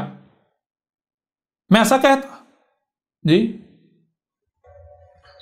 नहीं। मैं ऐसा कहता कि अगर मुझे जमीन का वारिस ना बनाया गया, मुतलकुल अनान, पूरी दुनिया की हुकूमतें, इक़्तिदार, ये सवा हासी से मिटाकर मुझे इक़्तिदार ना दिया गया, जो इस वक्त मैं क्या कर रहा हूं, मैं अपनी टीम तैयार कर रहा, मैं ब्रेन हूं, दिमाग हूं, मुझे कान चाहिए, मुझे आंखें चाहिए, मुझे हाथ चाहिए, मुझे टांगें चाहिए, मैं अपना वजूद तैयार कर रहा हूं, मैं अल मोमिनीन का वजूद, ये जो बशर हैं इनमें से अपना वजूद तैयार कर रहा हूं, ये वो टीम तैयार कर रहा हूं जिन्होंने आगे जमीन का वारिस बनना है।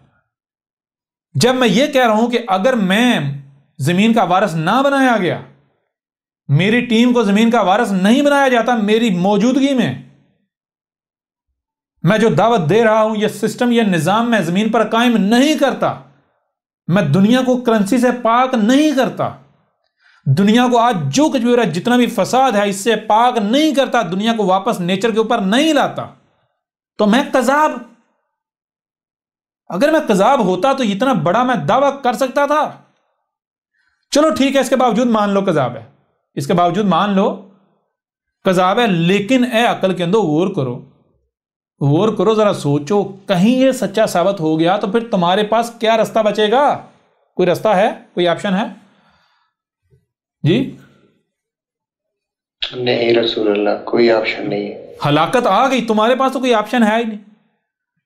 और ये जो तुम पूछ रहे हो उनसे, जो मेरी दावत को मान रहे हैं, उनको पूछ रहे हो, उनको कह रहे हो कि अगर अलकारिया ना आई, अगर अजाब ना आया तो फिर तुम क्या करोगे? वापस हमारे दीन में आ जाओगे? वो ए अकल के अंदो बेवकूफो, इससे पहले सवाल, ये सवाल करने से पहले सवाल ये बनता है, ओ भाई अगर ना आई हमारे पर तो ऑप्शन है, हम यहां रहें या कहीं और चले जाएं, हमारे पास तो ऑप्शन है ना, हम इसके साथ जुड़े रहें या हम इसे छोड़ दें, ऑप्शन है या नहीं है?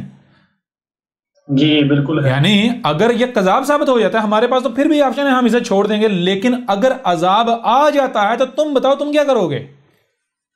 जी जी बिल्कुल। अगर अजाब आ जाता है तो तुम लोग क्या करोगे? तुम्हारे पास कोई ऑप्शन है? तो जरा बताओ, अक्लमंद कौन है, तुम लोग या हम? हमारे पास तो फिर भी ऑप्शन है, लेकिन यानी कि अगर अजाब आ जाता है तो फिर भी बच के, नहीं आता यानी ये कज़ाब साबित हो जाता है, तो हमने तो इसकी तबाह थोड़ी करनी है, हमने तो हक की तबाह करनी है। हमने अहमद ईसा को इला तब तक बनाना है जब तक ये हमें इसमें रब नजर आ रहा है। हमने इसे मिन अल्लाह इला बनाना है, मिन दूनिल्लाह इला नहीं बनाना। क्लियर हो रहा नहीं हो रहा? जी बिल्कुल। हम अगर अहमद ईसा को फॉलो कर रहे हैं, हम अहमद ईसा की दावत को मान रहे हैं, खुद को अहमद ईसा के आगे झुका रहे हैं, तो इस वजह से नहीं कि अहमद ईसा कोई खूबसूरत नजर आता है या दूसरों में मुनफिर नजर आता है, या जी हमारी वो हमारा फेवरेट है, जी नहीं, हमें उसमें रब नजर आ रहा है, रब बोलता हुआ नजर आ रहा है। हम अगर उसकी मान है तो मिन अल्लाह माने, हमारा टारगेट अल्लाह है, हम अहमद ईसा की नहीं, हम अल्लाह की मान रहे हैं। जिस दिन यह साबित हो जाए कि हम तो भाई धोखे का शिकार थे, असल में ये इसकी सूरत में अल्लाह नहीं, ये तो कज़ाब है, जी जी, तो हम पीछे हट जाएंगे, हमारे पास तो ऑप्शन है। लेकिन अगर वाकयातन यानी इस वक्त तक अगर देखा जाए, इस वक्त तक अगर अहमद ईसा को देखा जाए, दुनिया की कोई ताकत इसका रद्द नहीं कर पा रही, दुनिया की कोई ताकत इसे गलत साबित नहीं कर पा रही। दुनिया के तमाम मज़ाहब को, यहां तक कि जो साइंस है, ये जो बड़े बड़े इंटेलेक्चुअल हैं, हर तरह के शख्स को, हर तरह के तबके को इसने चैलेंज किया हुआ है कि हर कोई बेबस है। अब तक तो ये सच्चा साबित हो रहा है, अब तक तो ये रब की ज़बान साबित हो रहा है, हम क्यों ना माने? जी जिस दिन इसे कोई कज़ाब साबित कर दे, हम पीछे हट जाएंगे।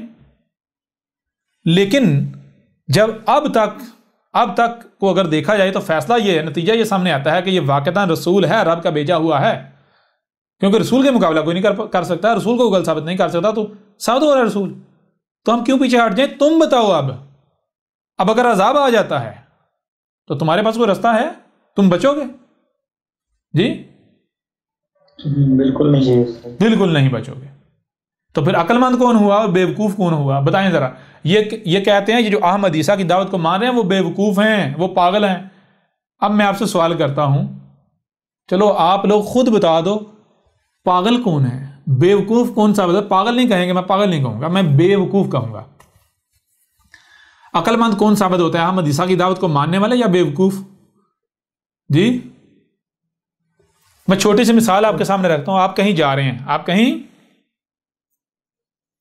जी जा रहे हैं, रास्ते में आपको कोई बंदा मिलता है, वो कहता है जी किधर जा रहे हैं? आप कहते हैं जी मैं फलां जगह पर जा रहा हूं। रास्ते में जंगल पड़ता है, वो कहता है कि रास्ते में जंगल में शेर खड़ा हुआ है। आगे थोड़ा आगे जाओगे, रास्ते में क्या है?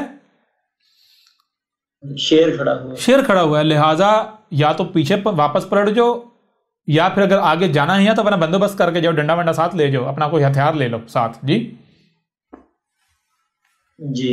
अब मैं आपसे सवाल करता हूं, आप कहें नहीं कोई शेर नहीं है, कोई शेर नहीं है, कोई शेर नहीं है, और आप चले जाते हैं, आप निहत्ते चले जाते हैं।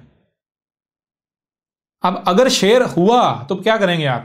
वाकईतन शेर हुआ, वहां जिस बंदे ने रास्ते में आपको मुतनबा किया था वो अगर सच्चा साबित हो गया, फिर क्या करेंगे? कोई आपके पास ऑप्शन है, चॉइस है? नहीं, मारे जाएंगे। और अगर आप उसकी बात मान लेते हैं, यानी आपने आगे फ्यूचर देखा तो ना, आपको जो छुपा हुआ आपको इल्म तो नहीं है ना जी। आप सोचते हैं भाई अगर बेशक ये बंदा 100% झूठा ही क्यों ना मान लिया जाए इसे, बेशक ये 100% यानी इसको झूठा मान लिया जाए, इसके बावजूद 1% चांसेस तो है ना सच्चा होने के, हो सकता है सच बोल रहा हो। जी जी बिल्कुल। लिहाजा हो सकता है ये सच्चा हो, वाकईतन शेर हो, तो क्या मैं चलो बंदोबस्त कर लेता हूं, कोई हथियार को डंडा सोटा साथ ले लेता हूं, तो वहां तक की तो बात है। अगर शेर आया तो बच जाऊंगा, उससे मुकाबला कर दूंगा और बच जाऊंगा, फायदे में रहूंगा। और अगर नहीं हुआ तो फिर भी नुकसान थोड़ा ही है, नहीं हुआ तो नुकसान थोड़ी है, कहूंगा वो झूठा था, मकार था जी, लिहाजा डंडा फेंकूंगा, फिर अपना सफर शुरू कर दूंगा। समझ आ रही नहीं आ रही? जी बिल्कुल आ रही। भाई अगर वो झूठा साबित हो जाता है तो टेंशन खत्म, डंडा फेंक दिया जाएगा जी, आगे टेंशन ही नहीं है। अब बताइए अक्लमंद कौन है? अक्लमंद वो होगा जो डंडा ले लेगा, बंदोबस्त कर लेगा, या फिर अक्लमंद वो होगा कि जो कहेगा नहीं नहीं मैं नहीं मानता कोई शेर वेर नहीं, देखा जाएगा जब शेर आएगा। जी कौन अक्लमंद है? कौन बेवकूफ साबित होता है? जी अक्लमंद कौन साबित होता है और बेवकूफ कौन साबित होता है? आप खुद बता दें जी। जो डंडा लेके जाएगा वो, जो अपना बंदोबस्त कर लेगा वो अक्लमंद साबित होगा, और जो कहेगा नहीं नहीं मैं नहीं मानता, मैं नहीं मानता। ओ भाई इनकार करने के लिए आपके पास दलाइल होने चाहिए, सबूत होने चाहिए, ठीक है जी? अगर आपके पास सबूत नहीं है तो फिर उसका यानी इनकार करने के बजाय बेहतर यह बंदोबस्त कर लो। अगर सबूत है तो ठीक है, सबूत नहीं है, आपको इत्मीनान नहीं है, तो अपना बंदोबस्त कर लें, फायदा इसी में है। अब जरा गौर करो, तुम लोग क्या कर रहे हो? तुम लोग अक्लमंद साबित होते हो या बेवकूफ साबित होते हो? तुम लोग मोमिन साबित होते हो या खिंजीर साबित होते हो? ये जो बड़े बड़े इंटेलेक्चुअल थे, अपने आप को समझ रहे थे, बड़े बड़े अपने आप को अक्लमंद समझ रहे थे, बड़ी बड़ी गद्दियों पर फाइज थे, ये उन सब के सब को अहमद ईसा का चैलेंज है, आओ मैदान में अब अपने आप को मोमिन साबित करके दिखाओ। अहमद ईसा ने तुम्हें खिंजीर साबित कर दिया, और ये जो तुम बगैर अहमद ईसा की दावत को सुने फतवे, गालियां, बकवासात, ये सारा कुछ कर रहे हो, ये किसका काम? ये तो कुत्ता करता है जी। जी ना तुम कुरान के मुनकर, तुम मोहम्मद समेत हर रसूल के मुनकर, तुम हक के मुनकर, तुम रब के मुनकर, यहां तक कि तुम उल्टा कुरान पर तोहमतें लगाने वाले। तुम्हें तो कुरान का इल्म नहीं, कुरान में है क्या? तुम रसूलों पर तोहमतें लगाने वाले, तुम अपने किरदार से रसूलों पर, मोहम्मद पर तोहमतें लगाने वाले। ये तुम्हारा किरदार ही है। तुम्हारे इस किरदार की वजह से आज पूरी दुनिया मोहम्मद को गालियां देती है, पूरी दुनिया मोहम्मद को टेररिस्ट कहती है। जी जी बिल्कुल। पूरी दुनिया जो है वो मोहम्मद को फादर ऑफ टेररिज्म डिक्लेयर किए हुए है। किस वजह से? तुम्हारे किरदार की वजह से। तुम्हारे किरदार की वजह से मोहम्मद के ऊपर किताबों पर किताबें लिखी जा रही हैं, मोहम्मद को गालियां दी जा रही हैं। तुम में है राय बराबर भी गैरत? जी जी कुरान में लिखा हुआ है कि कोई एक भी रसूल ऐसा नहीं हुआ कि जिसकी मैक्सिमम जो बीवियां थी कितनी थी? 2। इससे ज्यादा कोई एक भी रसूल नहीं हुआ कि जिसकी इससे ज्यादा जो है बीवियां थी। कोई एक भी रसूल ऐसा नहीं था जिसकी 2 से ज्यादा बीवियां थी। अक्सरियत उन रसूलों की है जिनकी बीवियां कितनी थी? 1 बीवी। कितनी बीवियां? जी एक बीवी। कोई लोंडी वोंडी नहीं ये जो इन्होंने बनाई हुई है, कोई खेल नहीं जो इन्होंने बनाई हुई है। और अगर किसी रसूल की 1 से ज्यादा बीवियां थी तो कितनी थी? सिर्फ 2। और दूसरी बीवी रसूल ने कब की? उसकी वजह क्या है? सिर्फ उसी रसूल ने दूसरी शादी की, दूसरी बीवी बनाई कि माशरा जो है उसमें, यानी जो मोमिन है, मर्दों की तादाद जो है वो कम है औरतों की निस्बत, औरतों की तादाद ज्यादा है। ठीक है ना? या फिर दूसरी चीज यह है कि जाहिर बात है जब रसूल आता है, जब रसूल आता है वो हाथ खोल खोल कर वाजे करता है, नतीजा क्या निकलता है? सबसे पहला काम यह होता है, तलाकें होती हैं। मोहम्मद के ऊपर जो सबसे पहला इल्जाम और बड़ा घिनौना इल्जाम लगा वो क्या था? इसने लोगों के घर उजाड़ दिए, औलाद को वालिदैन से मुतनफर कर दिया, खामंद को बीवी से मुतनफर कर दिया, इसने तलाकें करवा दी, घर तोड़ दिए। क्लियर हो रहा नहीं हो रहा? जी बिल्कुल हो रहा। तो जिन्होंने दावत को तस्लीम किया, हक को तस्लीम किया, तो नतीजा क्या निकला? जब फैसला आया, नतीजा यह निकला कि मर्दों के मुकाबले में औरतें ज्यादा हैं। और कौन सी अक्सरियत उनकी है जो बेवा हैं, या बेवा का छोड़ें, अक्सरियत उनकी है जो तलाक याफ्ता हैं, जिनको इस वजह से तलाक दे दी गई कि इन्होंने इसकी इताअत व इत्तबा की, इसकी दावत को तस्लीम किया। क्लियर हो रहा नहीं हो रहा? जी सिर्फ इस वजह से तलाक दे दी गई। अब जारी बात है, एक रिवाज है, लोग जो है वो जो तलाक याफ्ता है उससे शादी नहीं करते क्योंकि ज़लालिम मुबीन होती है ना। जी तो फिर रसूल अपने किरदार से साबित करता है, उनके हकूक का भी ख्याल रखते हुए फिर क्या करता है, यानी कि ये रास्ता जो है वो इसको अपनाता है दूसरों को भी, यानी वही उसवतुन हसना साबित होना है ना। जी बिल्कुल। क्लियर हो रहा नहीं हो रहा? मकसद जो इन मुल्लाटों ने बनाया, मकसद वो नहीं होता, हकीकत कुछ और। अब ये क्या कहते हैं? कुरान में हम दिखाएंगे ये आयत है, कोई एक भी रसूल ऐसा नहीं है कि जो शादीशुदा नहीं था, और दूसरी बात, कोई एक भी रसूल ऐसा नहीं है कि जिसकी 2 से ज्यादा बीवियां थी। कोई एक भी ऐसा नहीं है। ठीक है जी? जी क्लियर हो रहा है? अभी भी नहीं हो रहा? जी बिल्कुल हो रहा। और ये अपने किरदार से क्या साबित कर रहे हैं? मोहम्मद की बैक वक्त 11 बीवियां थी, टोटल 13 थी। फिर उस पर भी इत्तफा नहीं हुआ, पता नहीं कितनी लोनियां रखी हुई थी। अपने एक हवारी जो है उसकी बीवी पर नजर पड़ी, पसंद आ गई, उसे कहा ये तेरी माँ है, तुझे नहीं पता नबी की बीवियां जो है मोमिनों की माएँ होती हैं, ये तो मेरी बीवी है, तो निकाह कर बैठा हुआ है, तलाक दे अपनी माँ को ताकि मैं उसके साथ निकाह करूं। जी अच्छा, वो जनाब सिकंदरिया यानी मिस्र, क्योंकि जो क्रिश्चियंस हैं उनकी हुकूमत थी, सिकंदरिया का जो बादशाह है वो देखता है जनाब अरबों के अंदर मोहम्मद को ताकत इक़्तिदार मिल गया, और मोहम्मद आप आस पास के जो जितने भी छोटे मोटे इक़्तिदार हैं उनके ऊपर चढ़ाइयाँ कर रहा है, गज़वे लड़ाइयाँ कर रहा है। उसको ख़तरा महसूस हो गया कि भाई जिस तेज़ी से ये सरहदें वसी होती जा रही हैं, इस नई रियासत की जो वजूद में आई है, जिसका सरबराह मोहम्मद है, अगर हम इसके साथ मुकाबले पर उतरते हैं, यानी अगर हमारे ऊपर ये हमलावर होता है तो हम मुकाबले पर उतरते हैं, हम मुकाबला नहीं कर पाते, लिहाजा नतीजा क्या निकलेगा? दो ही सूरतें, या तो हम खुद को उसके आगे सरेंडर कर दें या फिर लड़ें। सरेंडर करेंगे तब भी जिल्लत है, और अगर लड़ेंगे तब भी जिल्लत है, मारे जाएंगे और वो कैदी बना लेंगे और फिर और जिल्लत रसवाई होगी। अच्छा, क्या किया जाए? इससे पहले कि वो हम मेरी सरहद तक, वो जो सरहद नई रियासत वजूद में है उसकी सरहद वसी होते होते होते, गजबे होते होते, जंगें होती होती होती मेरी सरहद तक वो आ पहुंचे, मैं क्या करूं? दोस्ती बना लो। क्या करूं? ये दोस्ती बना लो। दोस्ती बना लो। दोस्ती बना। अच्छा, सिकंदरिया का जो बादशाह है, ईसाई था, उसने क्या किया? उसने जनाब मोहम्मद को दोस्त बनाने के लिए गिफ्ट भेजा। क्या भेजा? ये गिफ्ट भेजा। गिफ्ट भेजा। तो अच्छा, तोहफे में क्या भेजा? तोहफे में मालो दौलत, मालो जवाहरात भेजे, हीरे जवाहरात, सोना, ठीक है जी, गोल्ड, उस वक्त की जो वेल्थ वो, और साथ में मिस्र की सबसे खूबसूरत तरीन एक कवारी लड़की, नौजवान, जो अभी अभी बालग हुई है, ठीक है जी, जिसका नाम क्या था? मारिया। कौन थी वो? क्रिश्चियन, ईसाई। अच्छा, ये इनकी रिवायात के अंदर है। उसने जनाब ये तोहफा भेजा है। तो मोहम्मद क्या करता है? मोहम्मद, जरा गौर करें, मोहम्मद क्या करता है?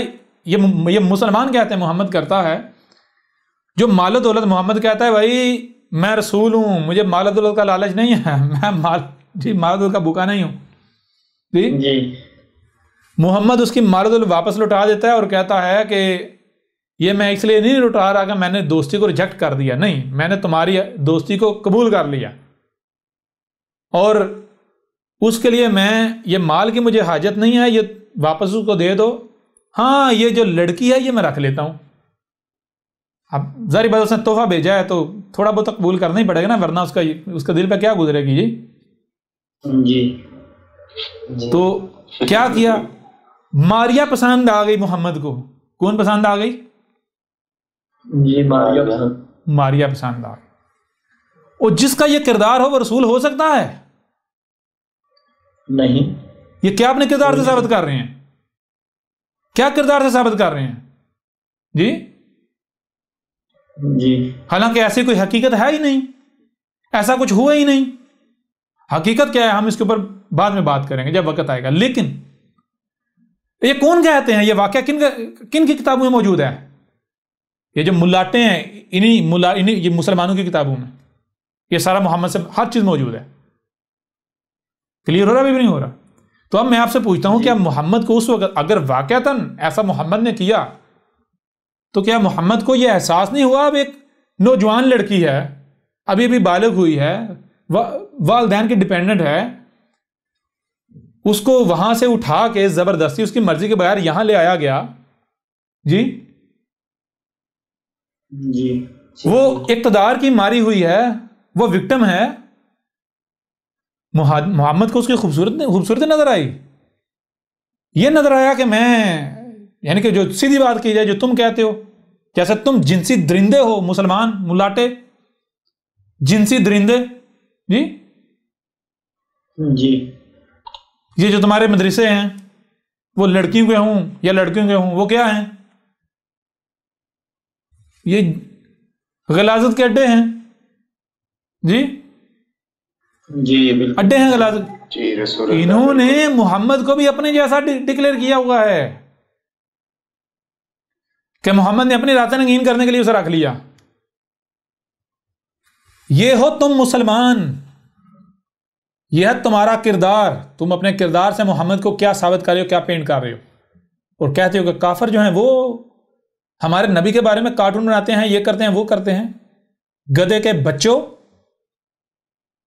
बेवकूफो, जाहिलो, गंदे तो तुम खुद हो, गलाजत के ढेर तो तुम खुद हो। बहरहाल ये सारी बातें करने की जरूरत क्यों पेश आई? ये सारी बातें करने की जरूरत इसलिए पेश आई कि जिस मौजू की तरफ हम जा रहे हैं उस पर बात करने से कबल इन बातों का किया जाना जरूरी था। क्यों? क्योंकि जब हम आगे बढ़ेंगे तो ये जो बातें हमने की इन्होंने आगे चलकर गवाही साबित होना है। ठीक है जी। इन्होंने जी रसूल। आगे चलकर गवाही साबित होना है। ये ऐसा ही है जैसे आप एक इमारत बनाते हैं, इमारत बनाने के लिए पहले क्या किया जाता है, पहले मटेरियल लाया जाता है, सरिया ला रहे हैं, बजरी ला रहे हैं, सीमेंट ला रही हैं, रेत ला रहे हैं। जब मवाद लाया जा रहा है तो उस वक्त समझ नहीं आती इससे बनना क्या है, इसका मकसद क्या है। जब वो सारा मटेरियल ला के उसको अपने अपने मकाम पर रखा जाता है तो फिर इमारत फिर पता चलता है हाँ भाई इसका ये मकसद था, इस शय का लाने का ये मकसद था, ये शय बनाने का ये मकसद था। ऐसा ही है ना जी। ऐसा तो जब आगे बढ़ेंगे, अब आगे बढ़ेंगे तो बिल्कुल खुद बहुत खुलकर वाज़ेह हो जाएगा कि ये जो अभी हमने निशिस्त की है इसका मकसद क्या था। बहरहाल आखिरी बात करते हुए ये जो हमारा सिलसिला है इसकी पहली किस्त का इख्तिताम करते हैं और उसके बाद बढ़ते हैं अगली किस्त की तरफ, अगली एपिसोड की तरफ। और इसका इख्तिताम हम करते हैं यूं कि देखें अब ये आपके पास इख्तियार है कि आप मलाइका में से शुमार होते हैं, शामिल होते हैं, या फिर आप इब्लीस अपने आप को डिक्लेयर करते हैं। ये आपके ऊपर है, ये आपके पास इख्तियार है कि आया आप अपने आप को मोमिन साबित करते हैं, मोमिन डिक्लेयर करते हैं, या फिर इब्लीस साबित करते हैं।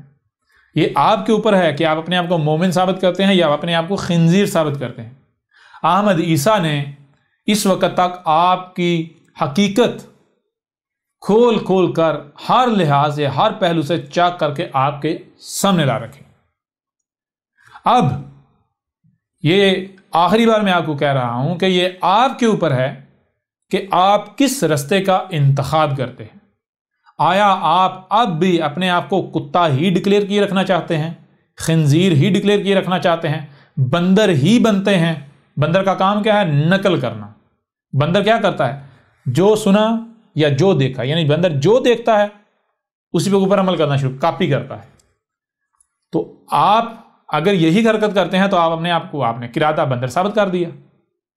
कि आपको सिर्फ सुनने और देखने की सलाहियत दी गई, जो सुनाई और दिखाई देता उसे समझने की सलाहियत नहीं दी गई। जब आपको जो सुनाई और दिखाई दे रहा है उसे समझने की सलाहियत दी गई, तो अहमद ईसा के बारे में जो भी आप सुन रहे हैं, जो भी सुन रहे हैं, आप माने, लेकिन उससे पहले आप तहकीक तो कर लें, उसे समझ तो लें, आया वो हक है या फिर बातिल है, आया वो सच है या झूठ है।